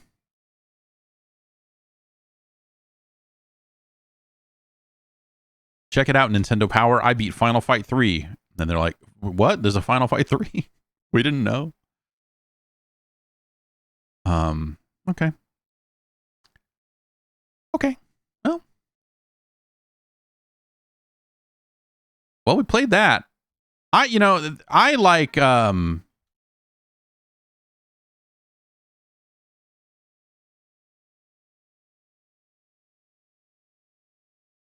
were talking about Double Dragon earlier, and we'll I think this PC Engine version of Double Dragon 2 is really interesting. We're not going to play this to completion.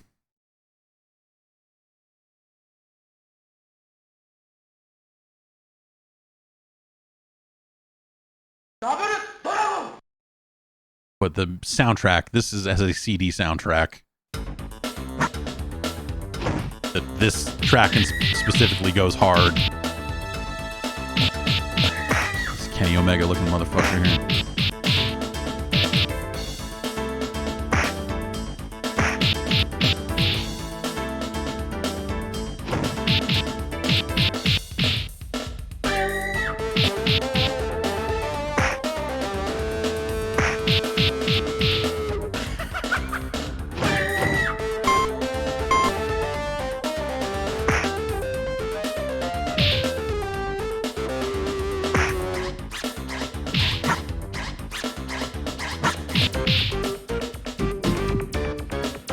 Yes, the scream. Yes, the screaming is part of the music.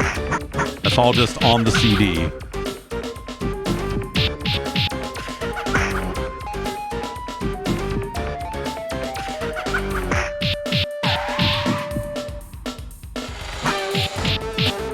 It's really just this track. I don't know. Like the game actually feels pretty good for what it is. It adheres to kind of the left attack, right attack stuff that they did in the arcade version of Double Dragon 2, which I always thought was an interesting idea. Where left attack always attacks left and right attack always attacks right. And depending on which way you're facing, that's going to give you a slightly different attack. So if you're doing it backwards, it's going to be a kick, basically.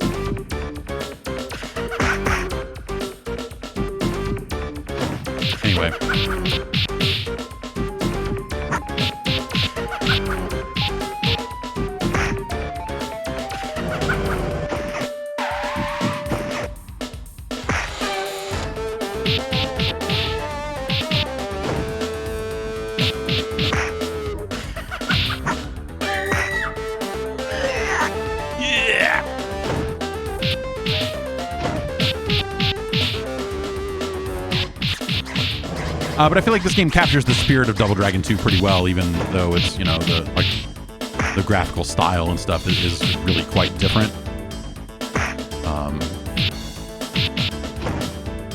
It kind of hits the marks pretty well, I think.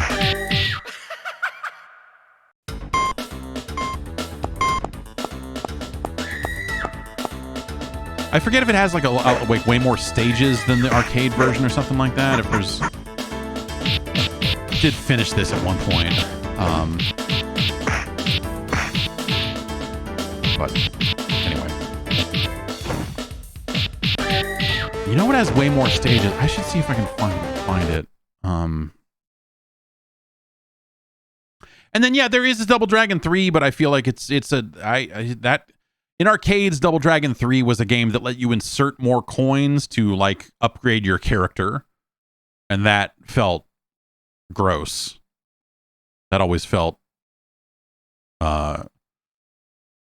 just disgusting. Just disgusting.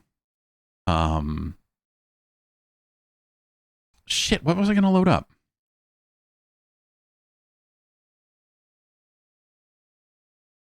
What was there was something I was gonna play. And now I cannot remember what it is.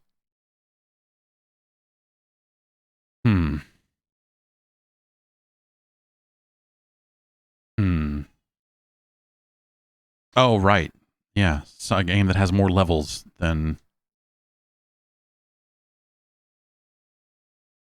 If this works, if this is going to be the right way to do this, does this exist the way I think it does?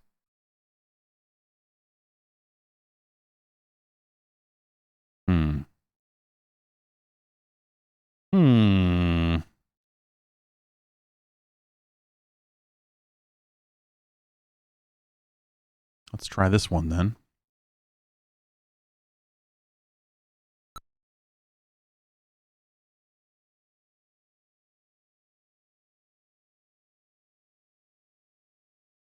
Yes, Super Rambo Special.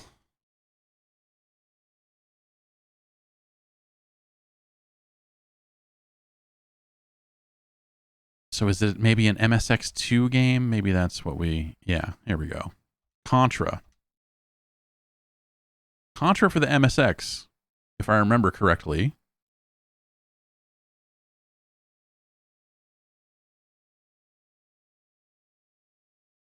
Is a very strange thing.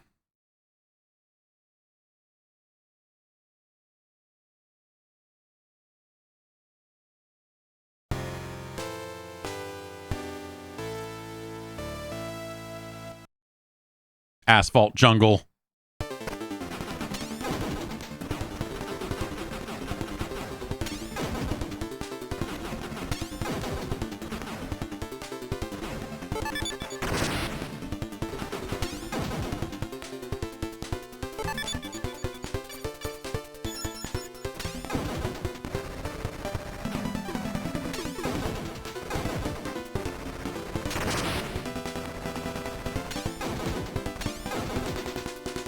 And so, obviously, you know, it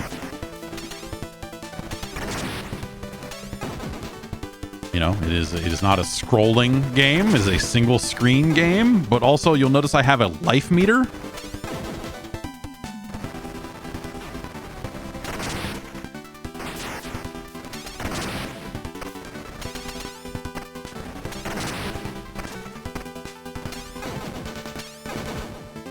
And then it keeps popping up menus to let me choose a weapon every time I pick up a weapon upgrade.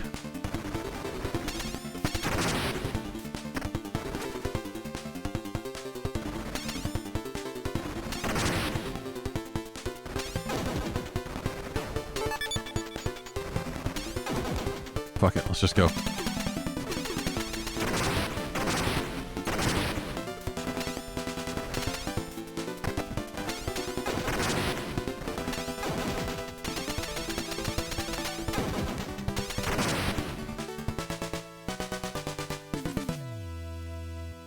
But, like, it's such a weird... Like, I think the music is really good for, like, a home version of Contra.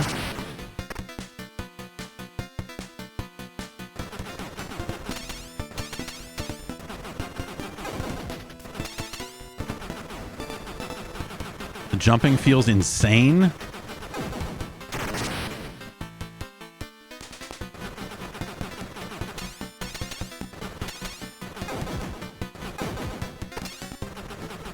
Maybe if they, you know, if they put shadows on those bullets, maybe you'd be able to figure out how close they were to hitting you.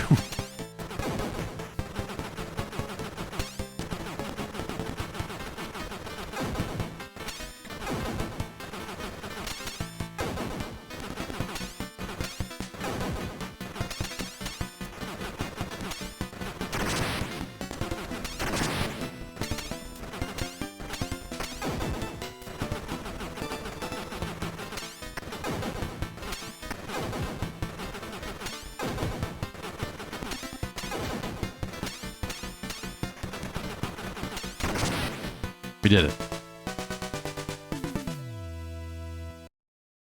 Homicide sensor number 1. Do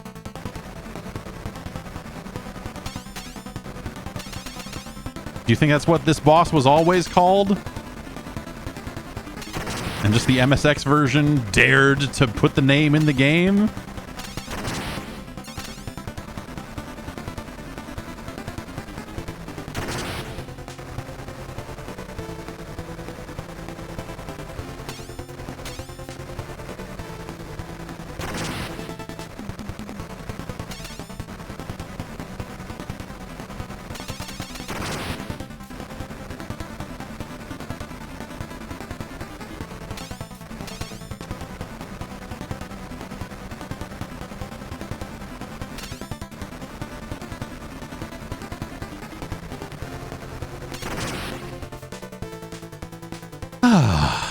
Now we got some time to relax here.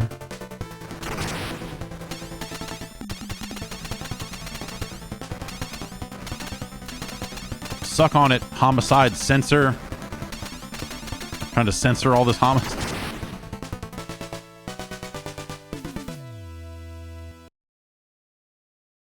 Hellfall.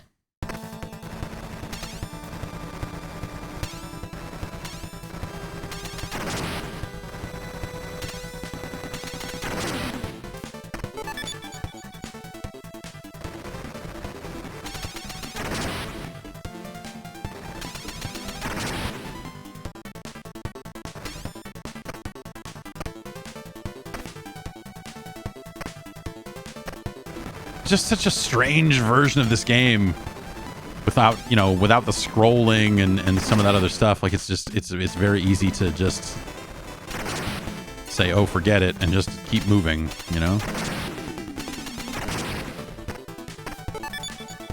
Rear gun. Okay, shoots way slower, but it's a rear gun. Everyone's favorite Contra weapon, the rear gun. Does this have a 2-player mode? I don't know that it does. It may.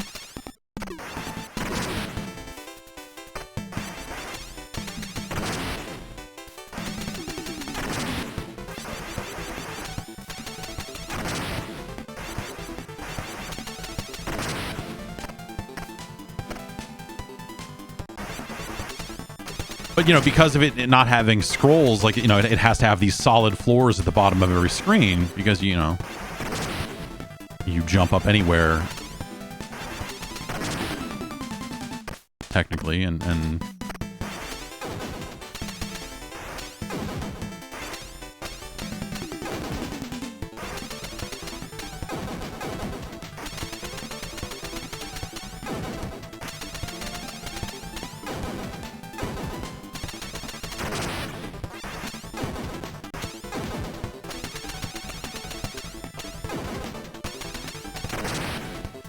oh, that's it.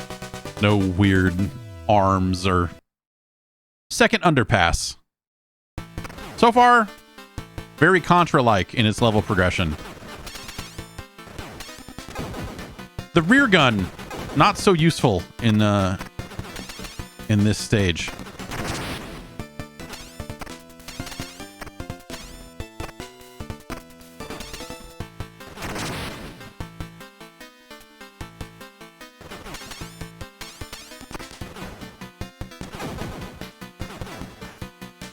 Ah!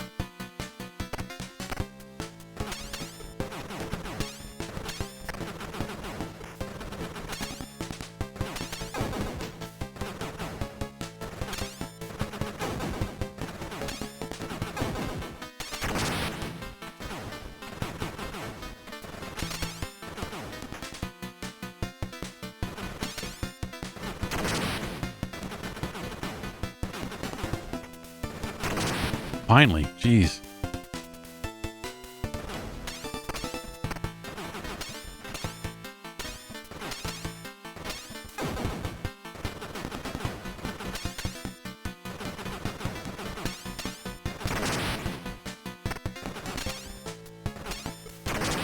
Okay.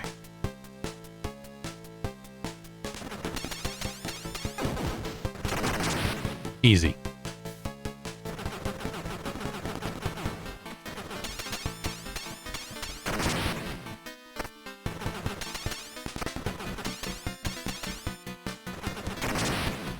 What a pain this doesn't hit at, like, standing height, that I have to sit here and do this little flippy little jump here. Hooray. All right, homicide sensor number 2.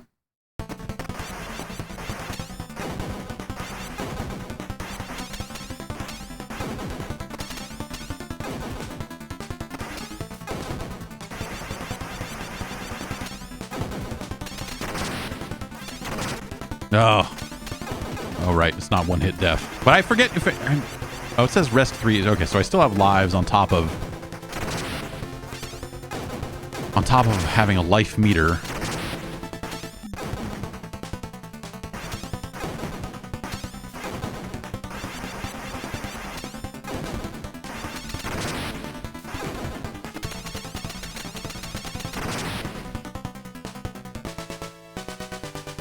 Consider the homicide sensor censored.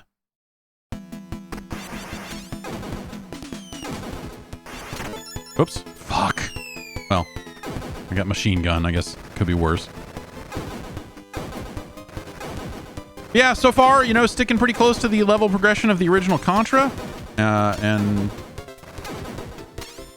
we're here in the snow area, which...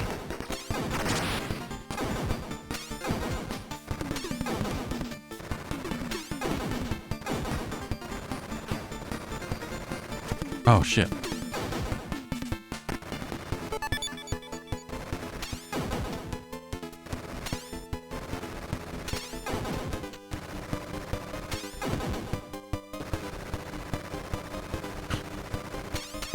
thing looking slightly less menacing at this size than it did in the other versions of the game.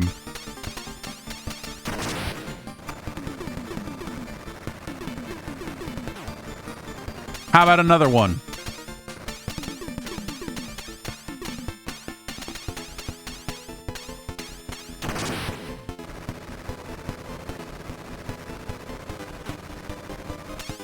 Now this fucking guy. Some good animations on him.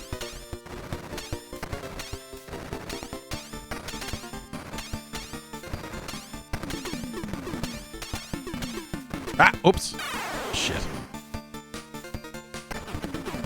Alright, now we're back to the default weapon. This seems to be the main thing we lose when we lose a life, other than obviously losing a life.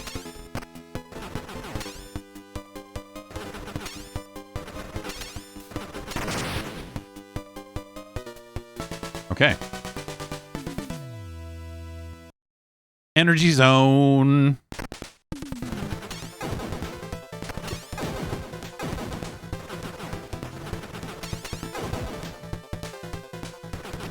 Oh.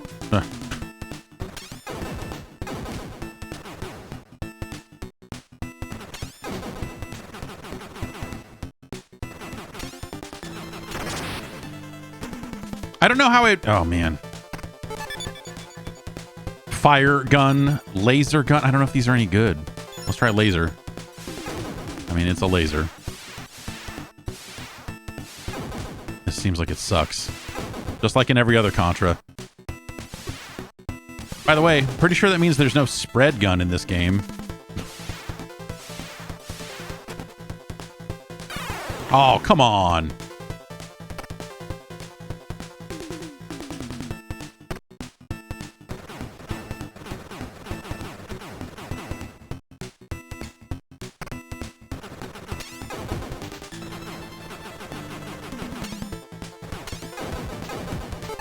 I don't know what that gives you. It doesn't seem like it gives me points.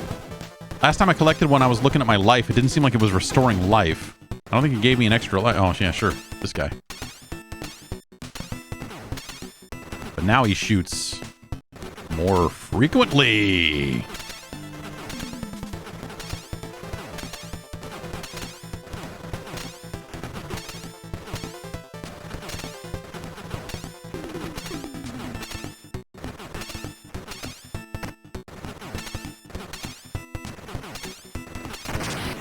Okay. And so then this would be the last level, right? Alien Zone.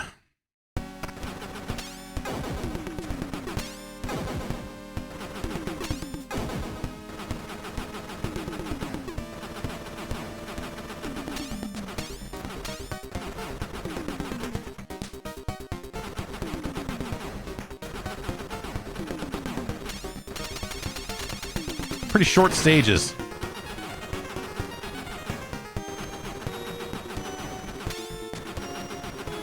Oh. Oh. Okay. Right.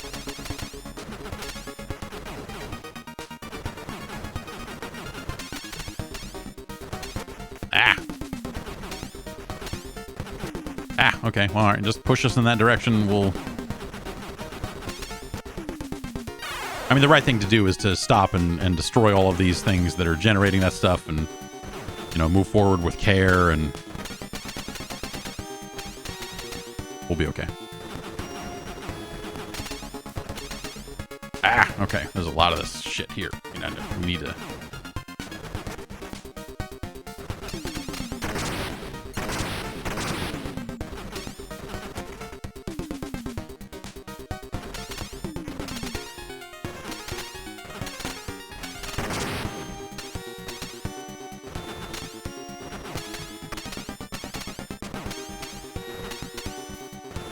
Alright, take out these guys, slowly but surely.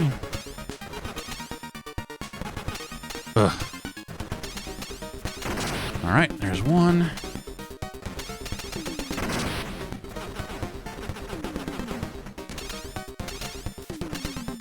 Gotta hit this part on the heart.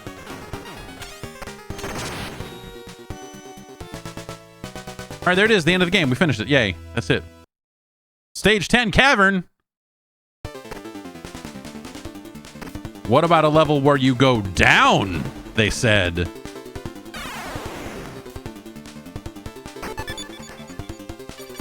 Is the fire gun going to be good? I bet not. It's not. It's not even a little bit good. It never was.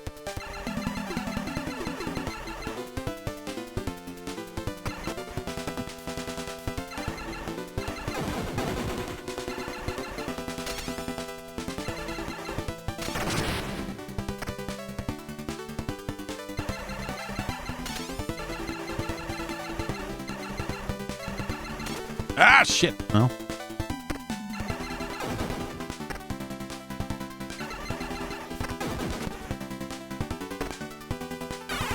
Okay, what happens when we run out of lives? Oh, is that it?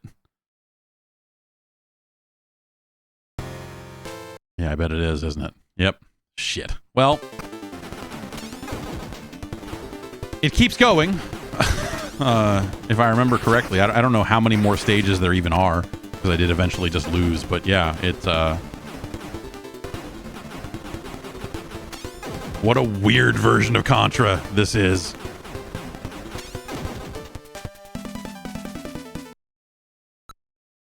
The MSX is a weird machine because it's kind of like, you know, it's what, like contemporaneous with the Nintendo.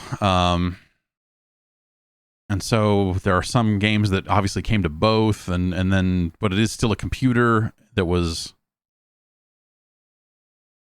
All right. Apparently in 2021, someone made a Street Fighter. We should probably see what this is, huh?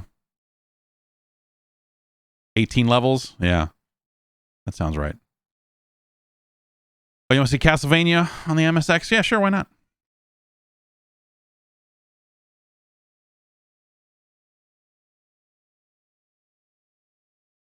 $19. All right. Yeah, so like another 10 levels that the arcade version didn't even have. That's huge.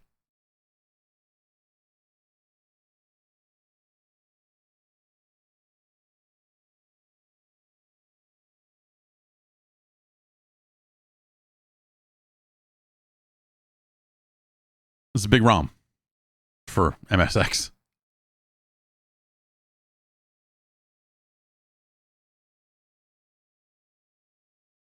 Still going. Uh-huh. Mm-hmm.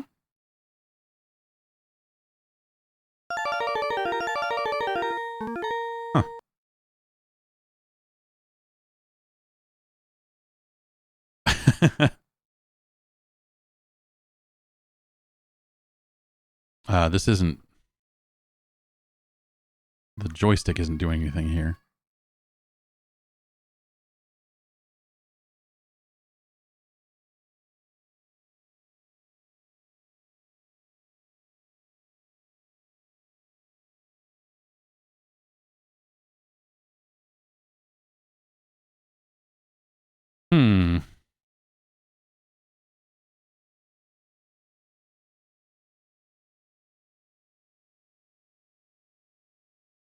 Okay, we found a button that resets it. Maybe since it's a prototype, it doesn't have all the menus in it. Yeah. Wow. This guy, everyone's favorite Street Fighter.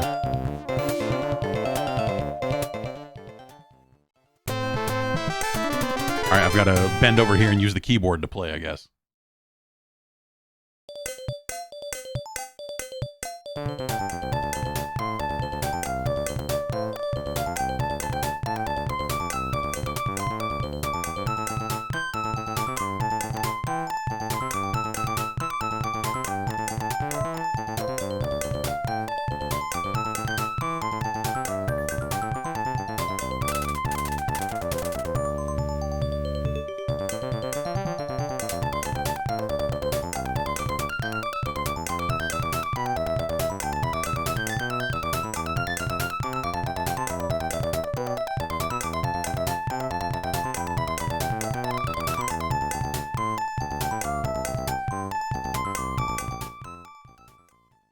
So it looks like there are multiple strengths of each attack. There are multiple punch buttons, but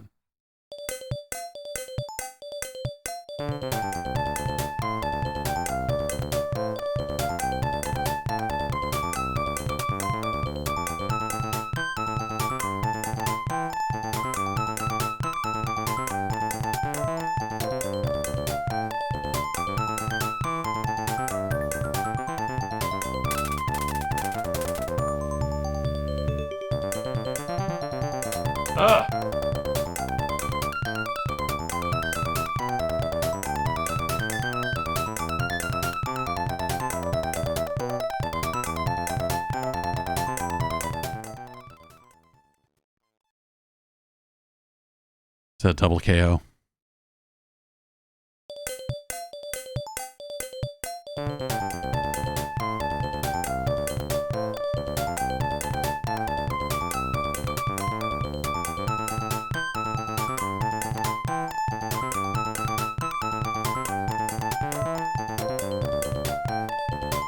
Not real big on combos.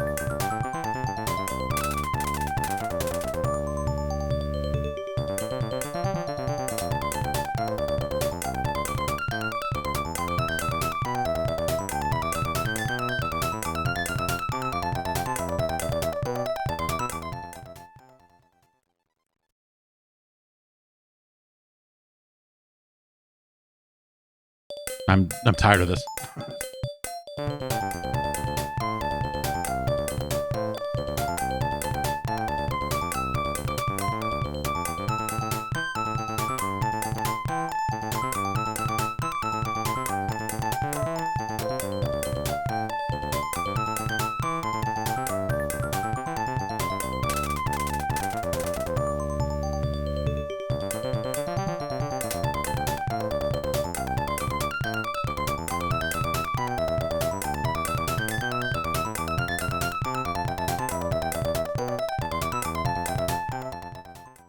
Okay.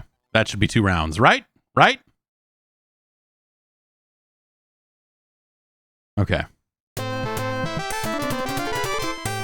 I going to have to lose? Let's see if we can...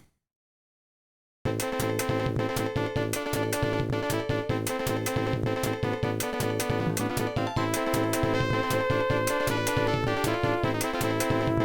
was going to say, see if there's a way to reset so we can just try Mike Hagar, but...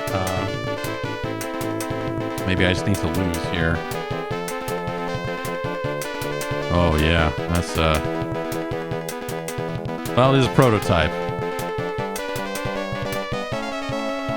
I got hit by something. Yeah, he's occasionally hitting me. All right, if we sat here for another hour. It's amazing that this is happening on an MSX. But obviously this is not, this is built as a prototype, so it's not meant to be a full... Obviously it ain't done. The option screen doesn't work, all of that stuff. Would it be faster to reset the game than it is to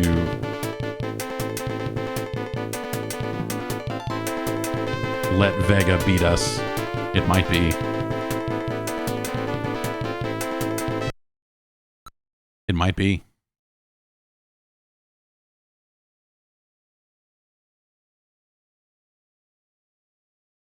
Especially because I think it'll already be unstored, so it won't have to unzip it, but I guess it's doing that step anyway, so I guess we'll probably have to... Yeah. Yeah. We have to see what Mike Hagar looks like in this thing. We have to know.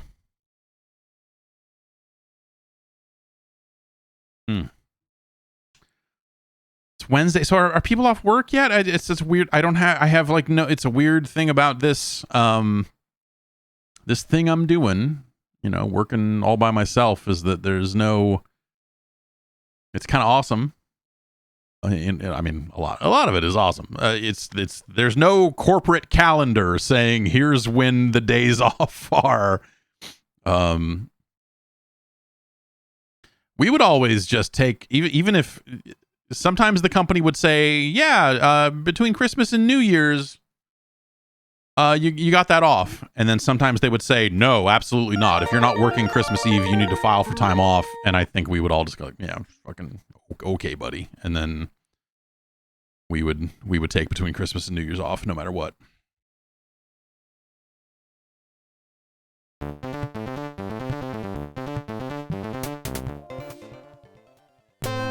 What?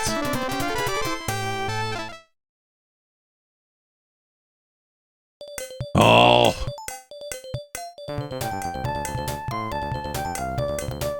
You've been lied to.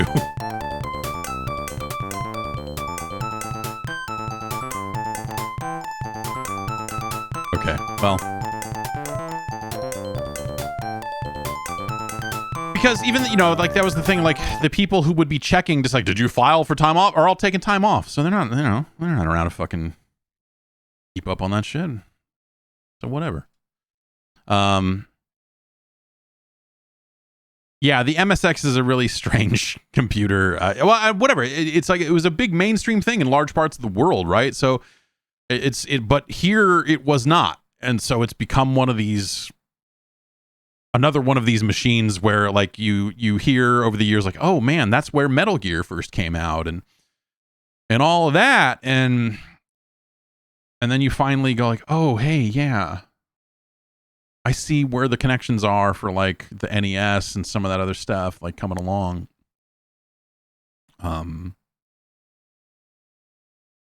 And how it all kind of happened. I mean, you know, if we want to play beat 'em ups, which I guess we're not strictly playing beat 'em ups here, but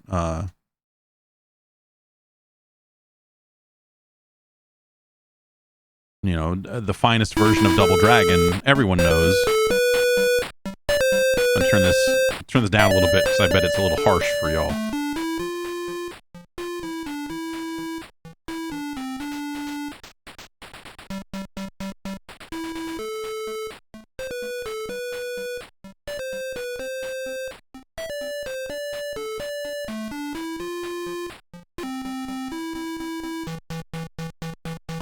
Yeah, here it is, the finest version of the game, the Atari 2600 version of Double Dragon.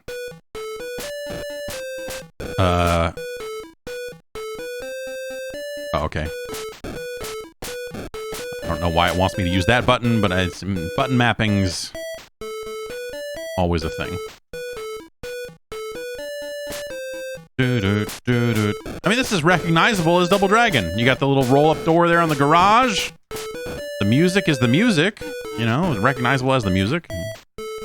It plays like absolute shit. But also, it's, you know, this is a two-player game. The NES version wasn't.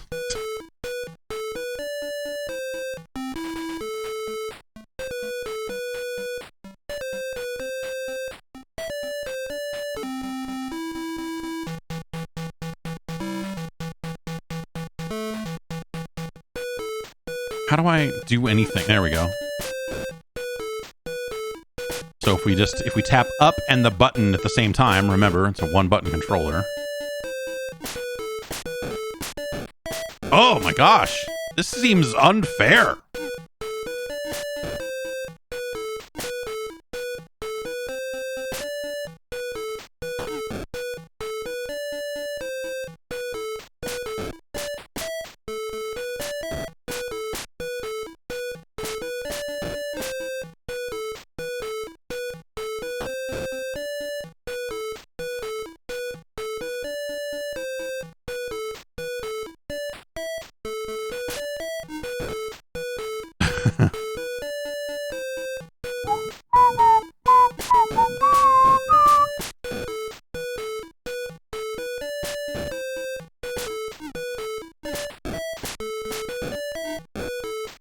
Man.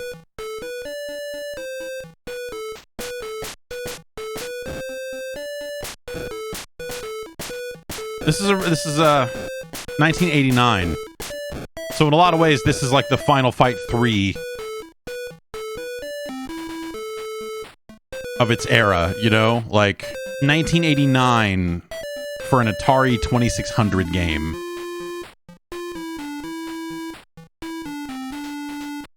Ugh.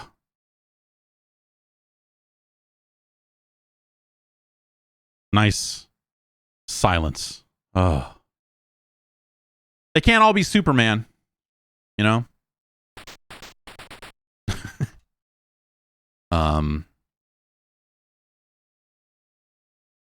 I don't know what else. I mean, this is, the Mister is a weird and wonderful place where you can encounter a lot of different games for a lot of different platforms. You're like, yes, the Game Boy. But I'm like, but what about the Mega Duck? What if instead we played Snake Roy for the Mega Duck?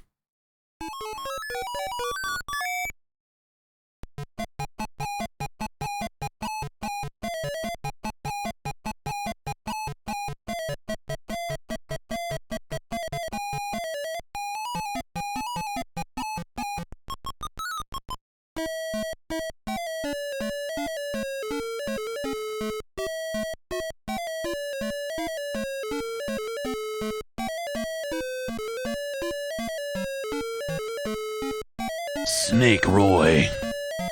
Operation Intrude N313.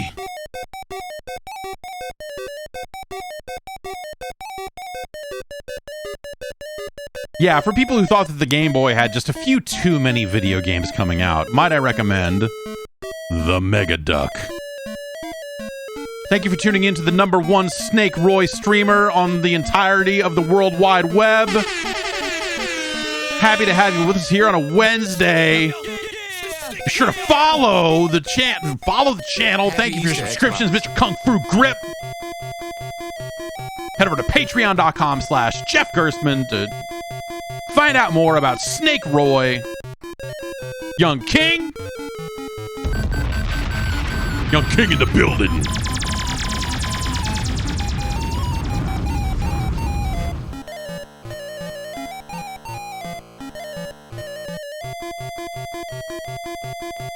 You don't know what you are saying. Haha! You're looking for trouble. It's like they're having two separate conversations. Do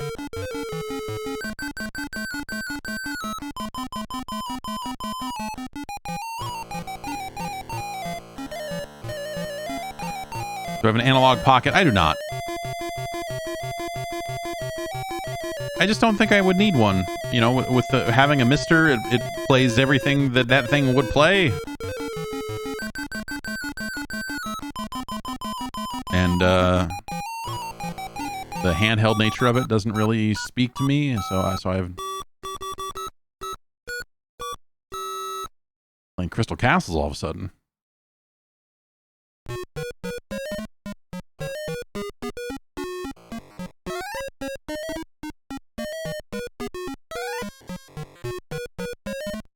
I'm glad we got all the exposition up top to really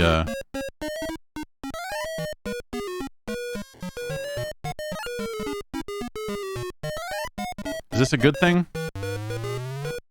Okay.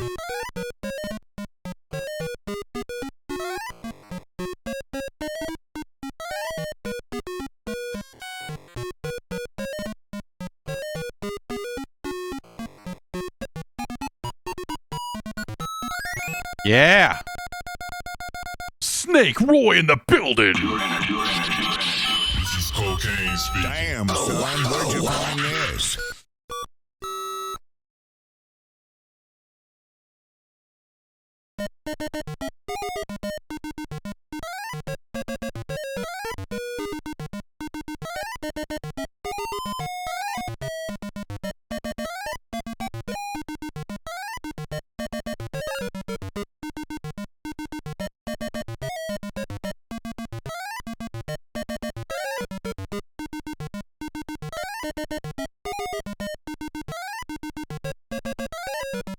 Sorry to stunt, but I've got to get this coin.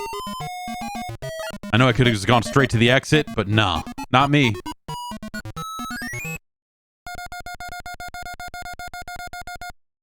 You had a Watara Supervision?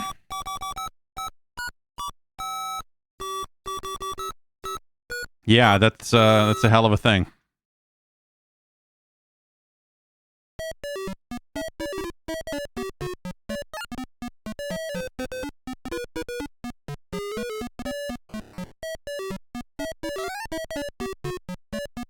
I feel like the Supervision makes the Mega Duck look like the Game Boy.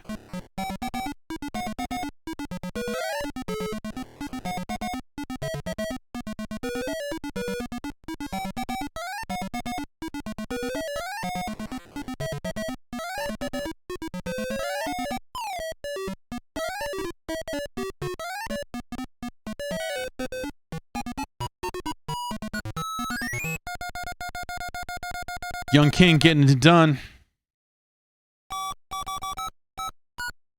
I like that some of the audio on the Mega Duck here, or at least here in Snake Roy, some of the noise in the background sounds very Atari 2600 in its grindy awfulness.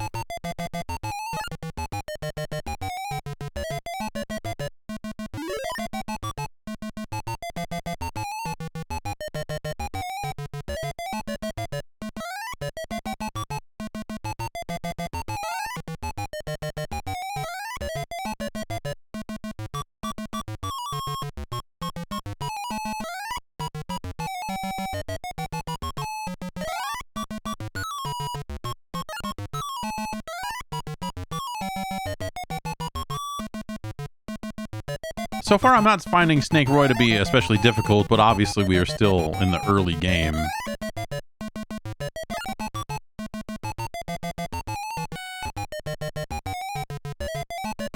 Thanks to Robatwa for subscribing. Hey, thanks everybody for hanging out.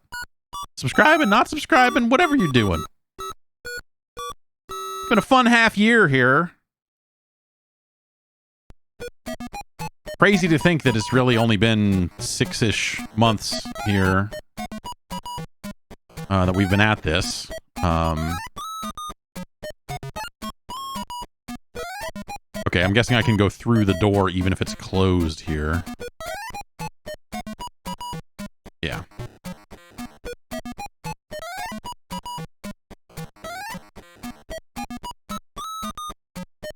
Yeah, you know, I hope everyone's having a good holiday season, or if you're, you know, or if you're not, that you're getting through it. You know what I mean? I know the holidays can be tough for folks. It's a weird season.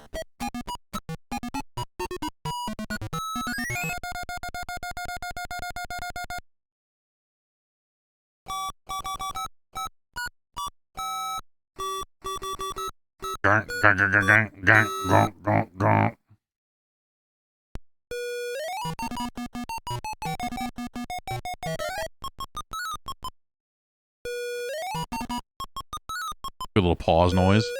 They thought of everything. They spared no expense when they were making Snake Roy. I wish I had a button that would let me go faster. Sorry if that's a brag. I don't mean to...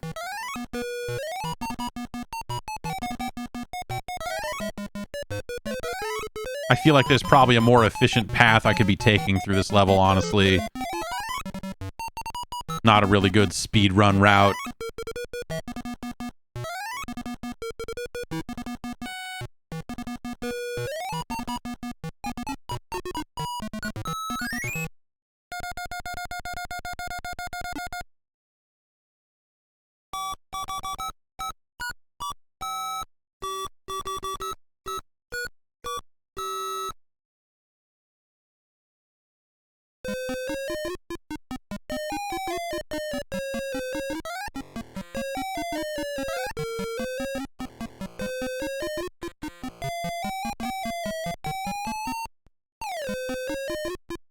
It's a good little jam.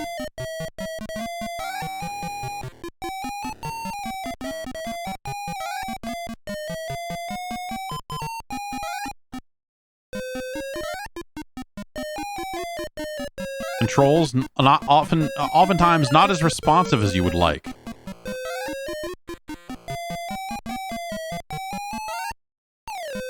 But in a lot of ways, that lets you buffer your moves. You know, it's got a lot of depth.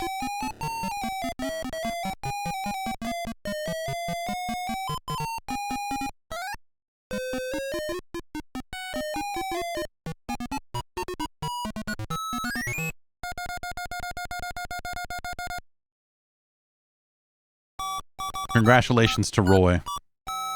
All right, everyone, write down the password for this level. You're going to need it later.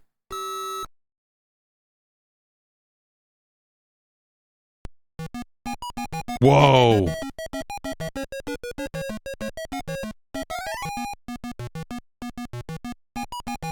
I don't know what that thing's doing, but it doesn't look good.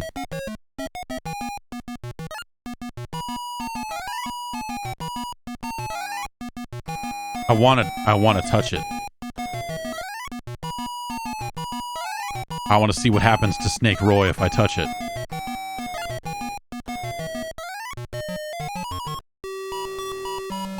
I fucked up. I turned too early. Got cocky. Got all this move buffering.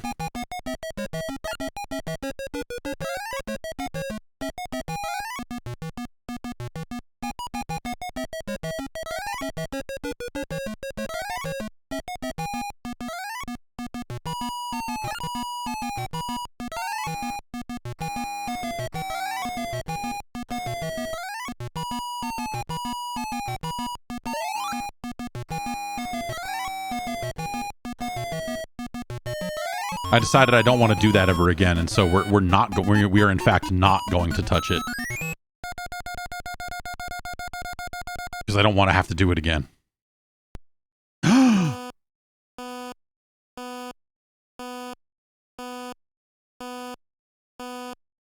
This is good music.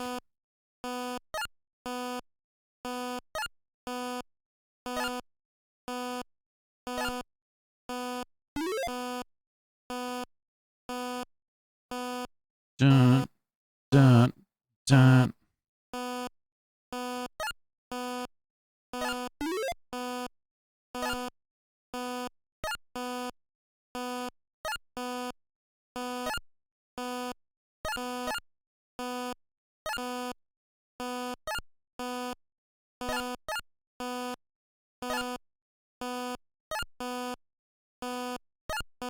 Oh, I gotta make it out, don't I? I probably need to abandon these last coins. Oops. Again. The most dangerous part of this game is your own patience. That's from my Snake Roy strategy guide. That's you can get that PDF.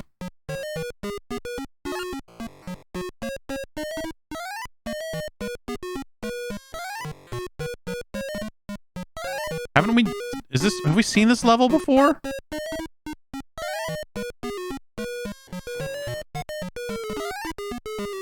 I'm not gonna... Goodbye, Snake Roy. Goodbye, Snake Roy. Supervision, huh? The old Watara Supervision. If you thought the Mega Duck seemed like maybe it was not good, then, you know, here's Jacky Lucky for the Supervision.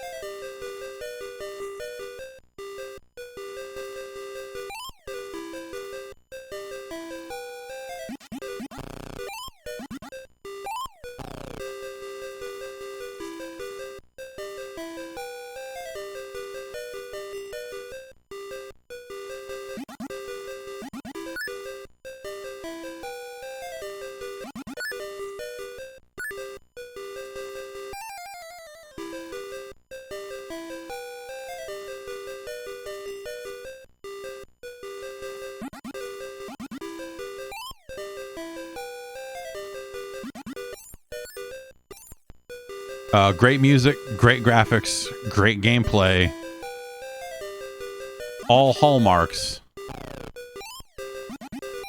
Oh my god, what? Those blocks were not real. I've been tricked.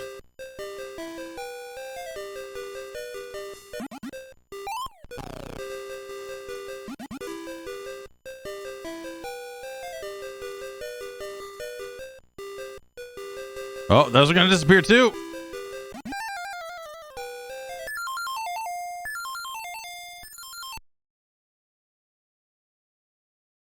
Every game on the platform is a hit.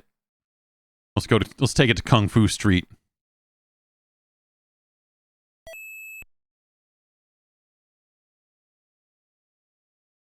The Sachin name, your old pals at Thin Chen Entertainment, making the finest fighting games. This has a look. This looks like the crummy version of Yar Kung Fu for the MSX.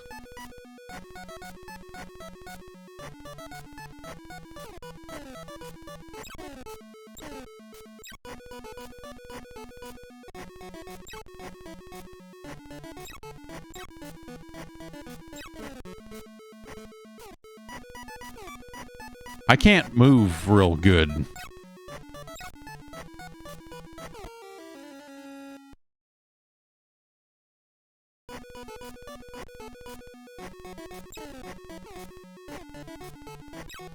The Sachin name, I'm probably pronouncing it. But anyway, you may have seen them on a lot of bootleg NES games and stuff of that nature. Weird Chinese hacks and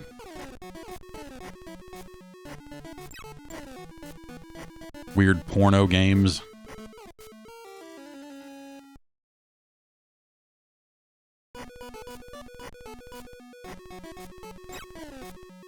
This, oh man, the feel of this is just so rotten.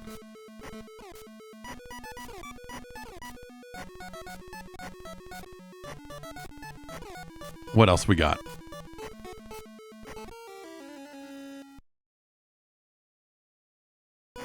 Sunny Express. Police bust. Police bust.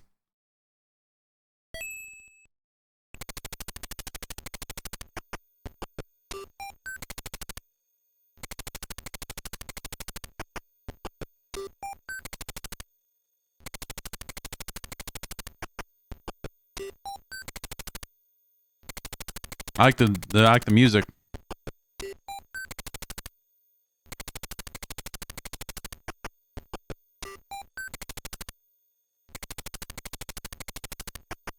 Okay, let's get going.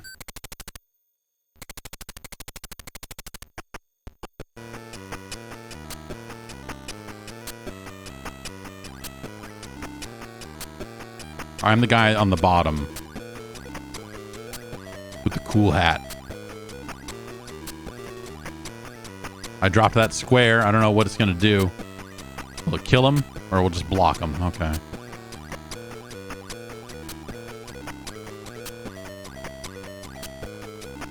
Great.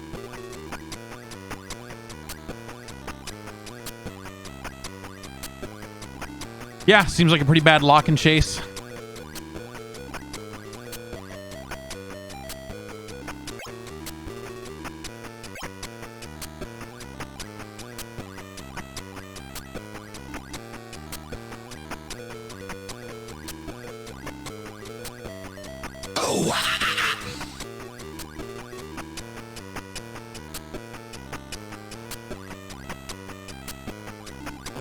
Oh, okay. That's just a grenade. That cop is very put out by standing near the grenade when it went off. Not dead, just like, oh my gosh.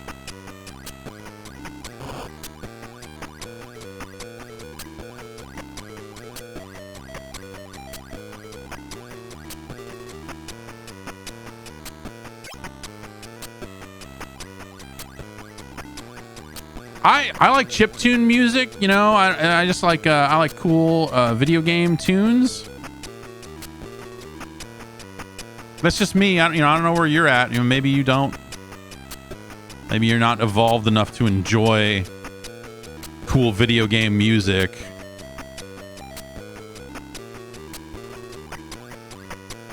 Oh, keep going.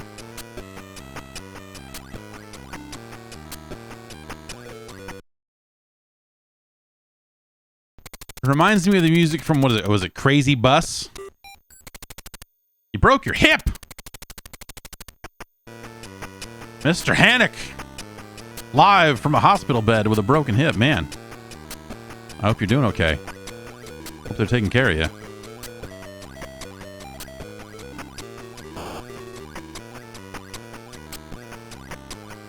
You know, let the fine library of the Watara Supervision be your medicine, I say.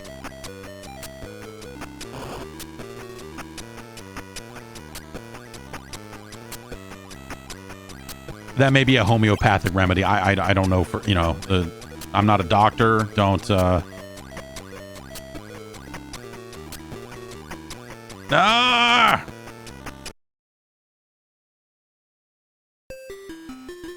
Help. Help.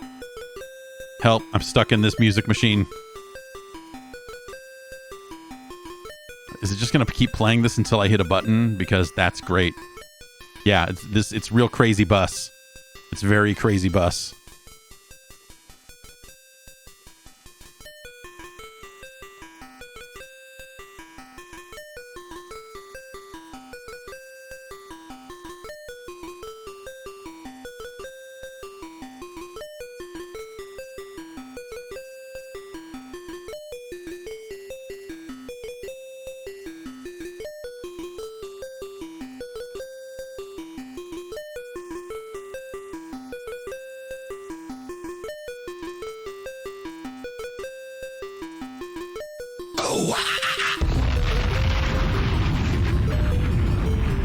Matablata.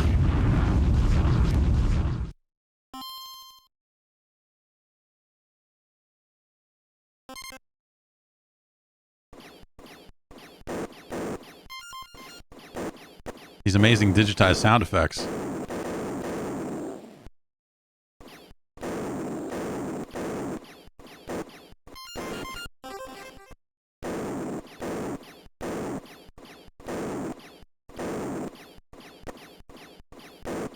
Look at my score. Like, they couldn't... It's like, this one's 12 points. This one's 17 points. This one, like, this...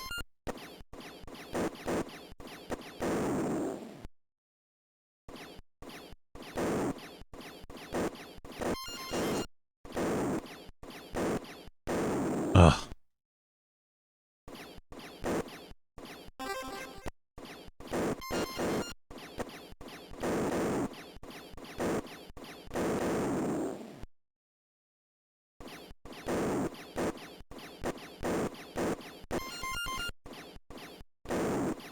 Well, if you're just joining us, we're checking out, you know, some Game of the Year contenders.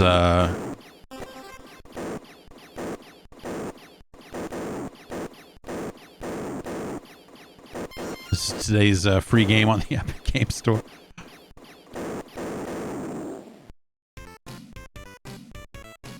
I'm proud to be a member of the Matablata Hall of Fame.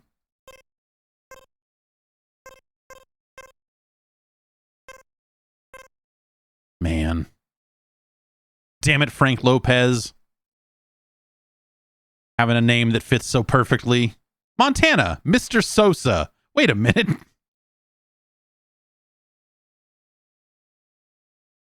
Hang on now.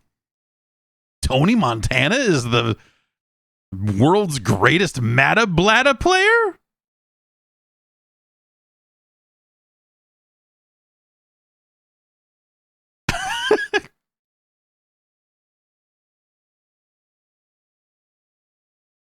Oh, all right. Popo Team. From the makers of Police Bust comes Popo Team.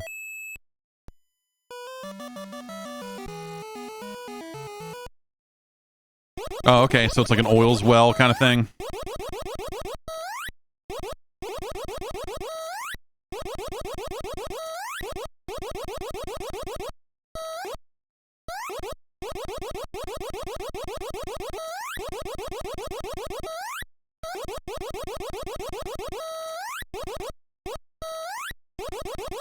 So I think as long as we eat stuff with our mouth, it'll be fun. Apparently not everything.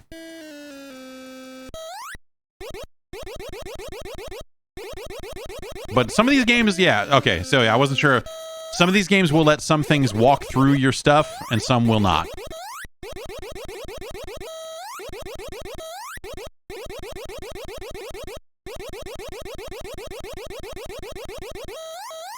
Go! Oh, whew.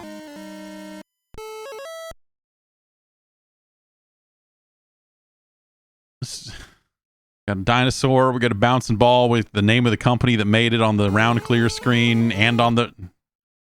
I think, is that round text stolen from Ice Climber?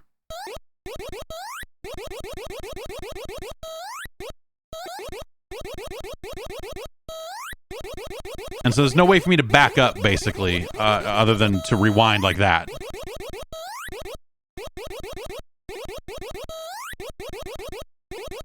If that makes any sense.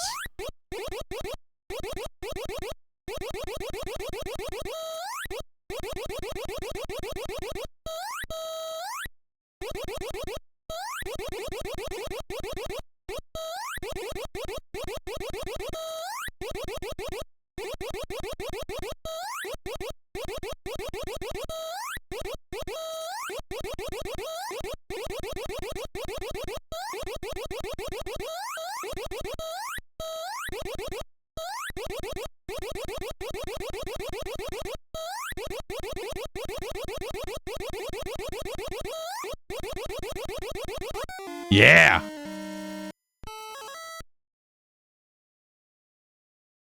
Mr. Popo.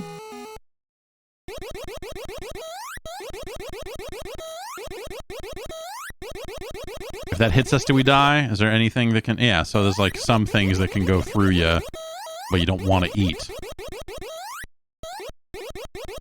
Not always obvious which is which on some of that. Ugh! Like a birthday cake could probably go right through you, right?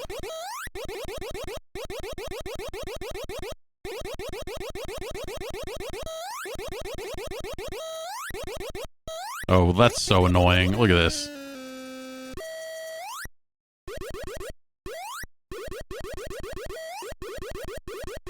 I'm done.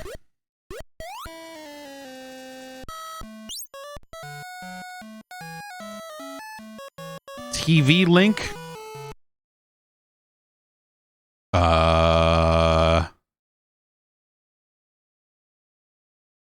TV link is playing.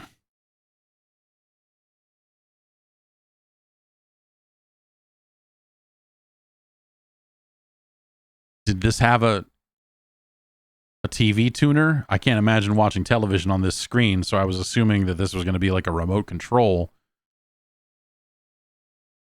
for televisions, but I'm hitting the buttons and it's not like I thought maybe the screen would update to be like, hey, you need to program in your remote, or it would let you output to a TV. Oh, it had a link port that would, oh my gosh. So did you plug a cartridge into the other end of this? How did you play your games on it? How did that work? What do you...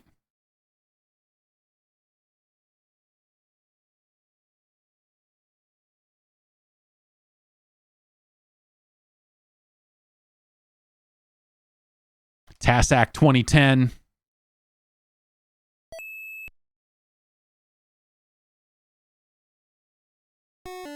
You'd use the system as a controller to play on the TV. But how would it know? You'd have to put another game in somewhere, right? I mean...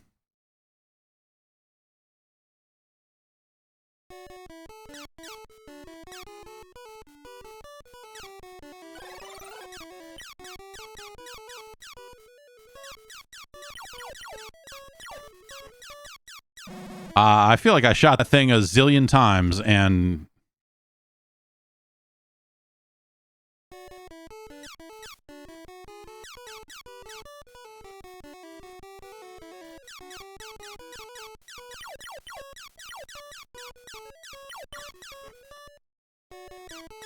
We're gaming now.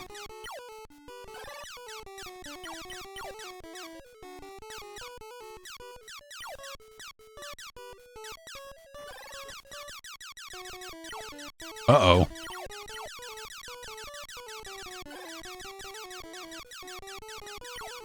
I love the flickery, everything.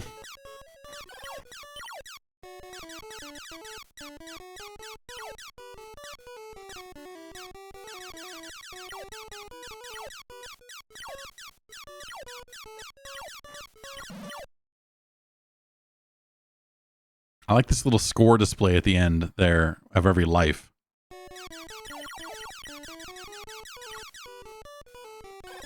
I don't want to be a jerk, but I'm pretty sure that this game sucks.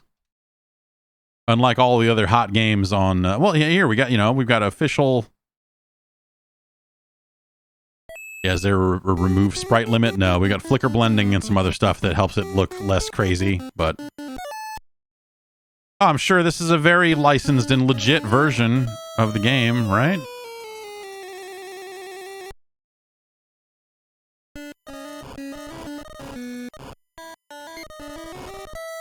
This feels bad. The hitboxes seem poor. The TV link passed through. Okay, yeah, Bryn's pasting a picture onto the Discord of the TV link. The link port had a TV out. Okay, all right, we can't play any more Super Pang. There's another. There's also a bootleg version of Balloon Fight on this thing.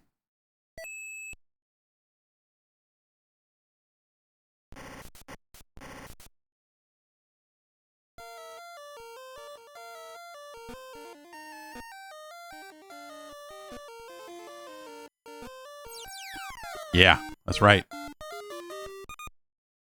Times 552. I've held a Watara Supervision before. It seemed like absolute trash from a like controller, like all that stuff perspective. It seemed really terrible. Well, hey, before we wrap it up here, is there anything, I'm trying to think if there's anything else, hot on the Watara Supervision that we need to make sure we look at. I mean,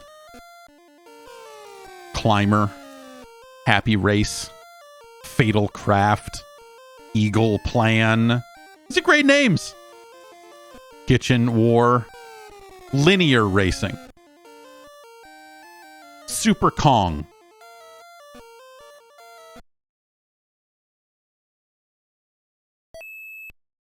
Can I get a picture of Super Kong smiling? There he is, Super Kong, everyone's favorite, totally original giant ape in a video game. His teeth just happen to look like that.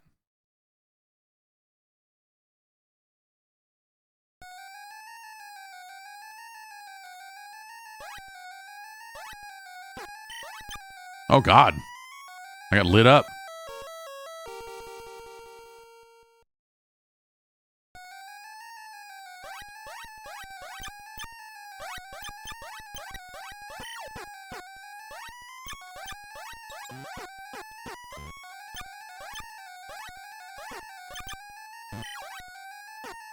Dude, what the he shoots so hard and so fast.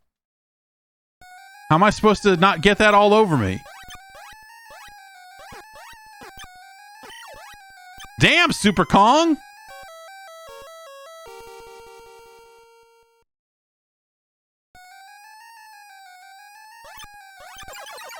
Oh, okay, now I got some super speed here.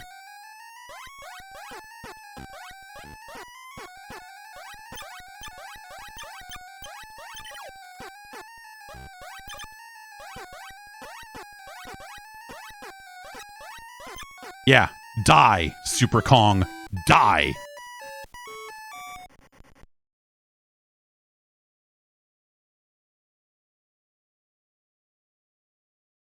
What if I told you Super Kong's got that dog in him?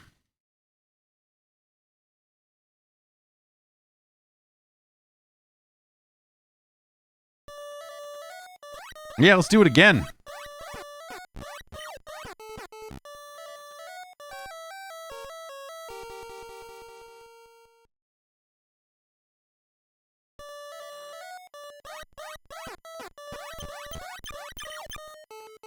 Like it's you don't have a lot of time. Oh yeah, all right, fucking Super Kong.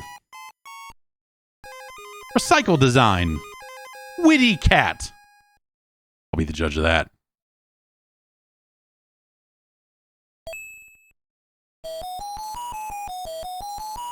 Sound like a fucking speak and spell over here. Oh, it's Mappy. It's bootleg fucking Mappy.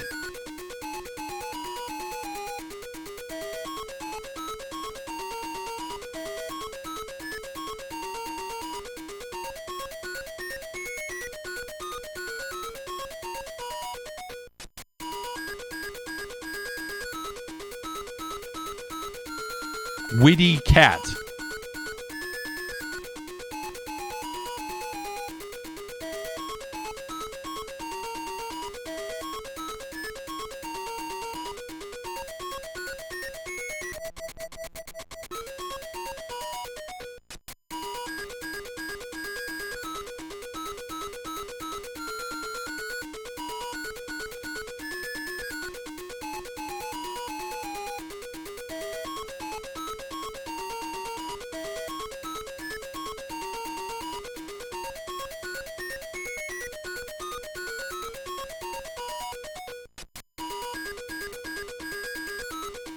Wow.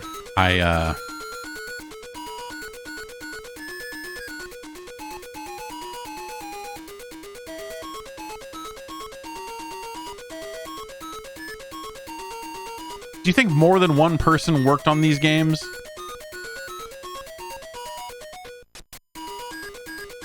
Is this thing here to keep me from dawdling in a level here? What is... This thing's creeping me out.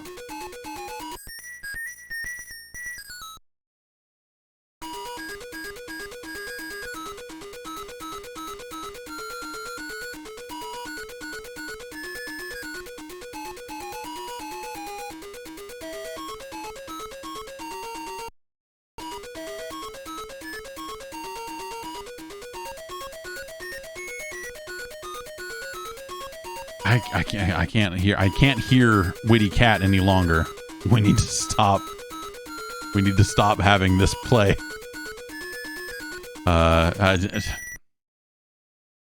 Anything but this.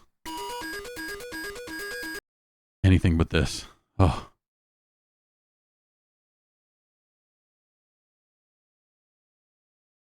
Gotta wrap it up pretty soon here.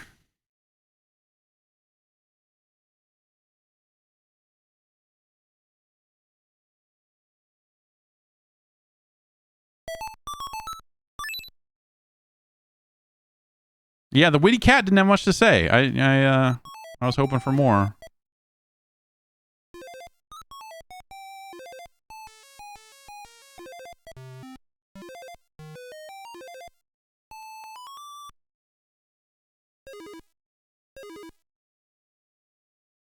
You like that? Like that Pokemon? Looks pinball. What if I told you you could have two things that were poorly represented in one game?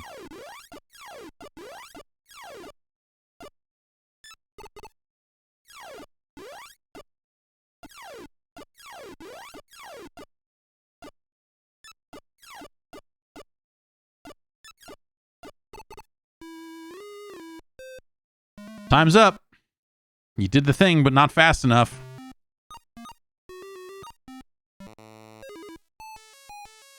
I always liked the idea of the Pokemon Mini. However, in practice, not awesome.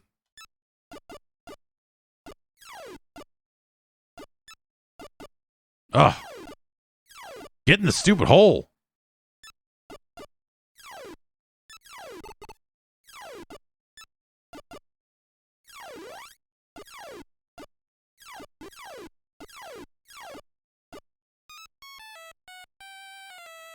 But yeah, you know, this thing was like a Tamagotchi-sized thing that took cartridges and you could play it. You know, if you're not familiar with the Pokemon Mini, it's a strange thing. It's a cool little thing. And I guess that's probably going to do it here. You know, we can look at the Afterburner. You know, I know we've had trouble looking at Afterburner games on this stream before, but I'm hoping that this will not be a weird... Okay. I don't think this is going to be a weird porn game. We'll just look at the flipping Afterburner title screen. Oh, man. I am tired. We'll be back on Friday. I'll play some more old games, honestly, on Friday. You know, do our thing as we do. What is the date on Friday? It's not it's not like Christmas Eve, is it? No, it's the 23rd. So yeah. So yeah. We'll hang out on Friday and then be back on Tuesday with the podcast and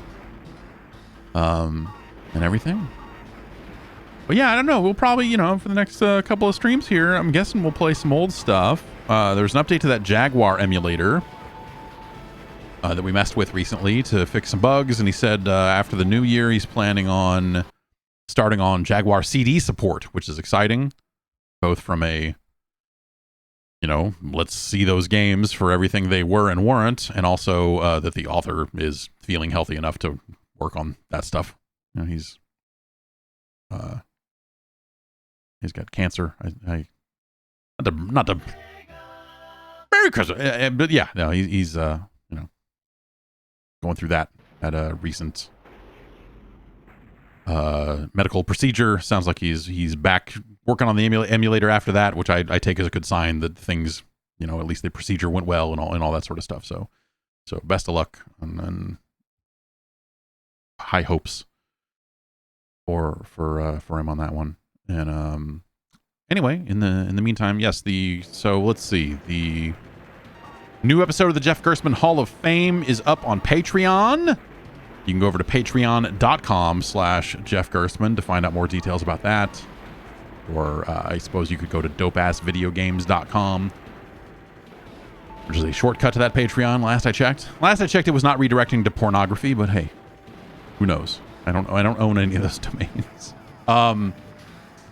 And that means that the previous episode of the Hall of Fame is now up on YouTube. That's if you want to see some Miner 2049er and Bounty Bob Strikes Back and listen to me talk about the time our house flooded, because all that stuff is connected in my brain.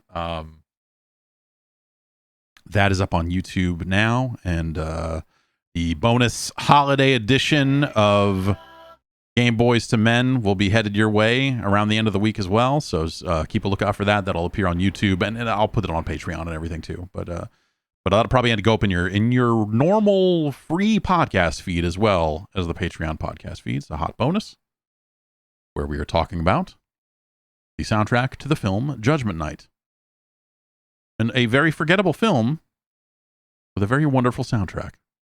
So yeah, until then, yes, I've been me. I'll see you on Friday, and take care of yourselves. And you know, there's only 3 more shopping days until Christmas. You know, I ordered something today that will arrive on Friday. Really, kind of down to the wire.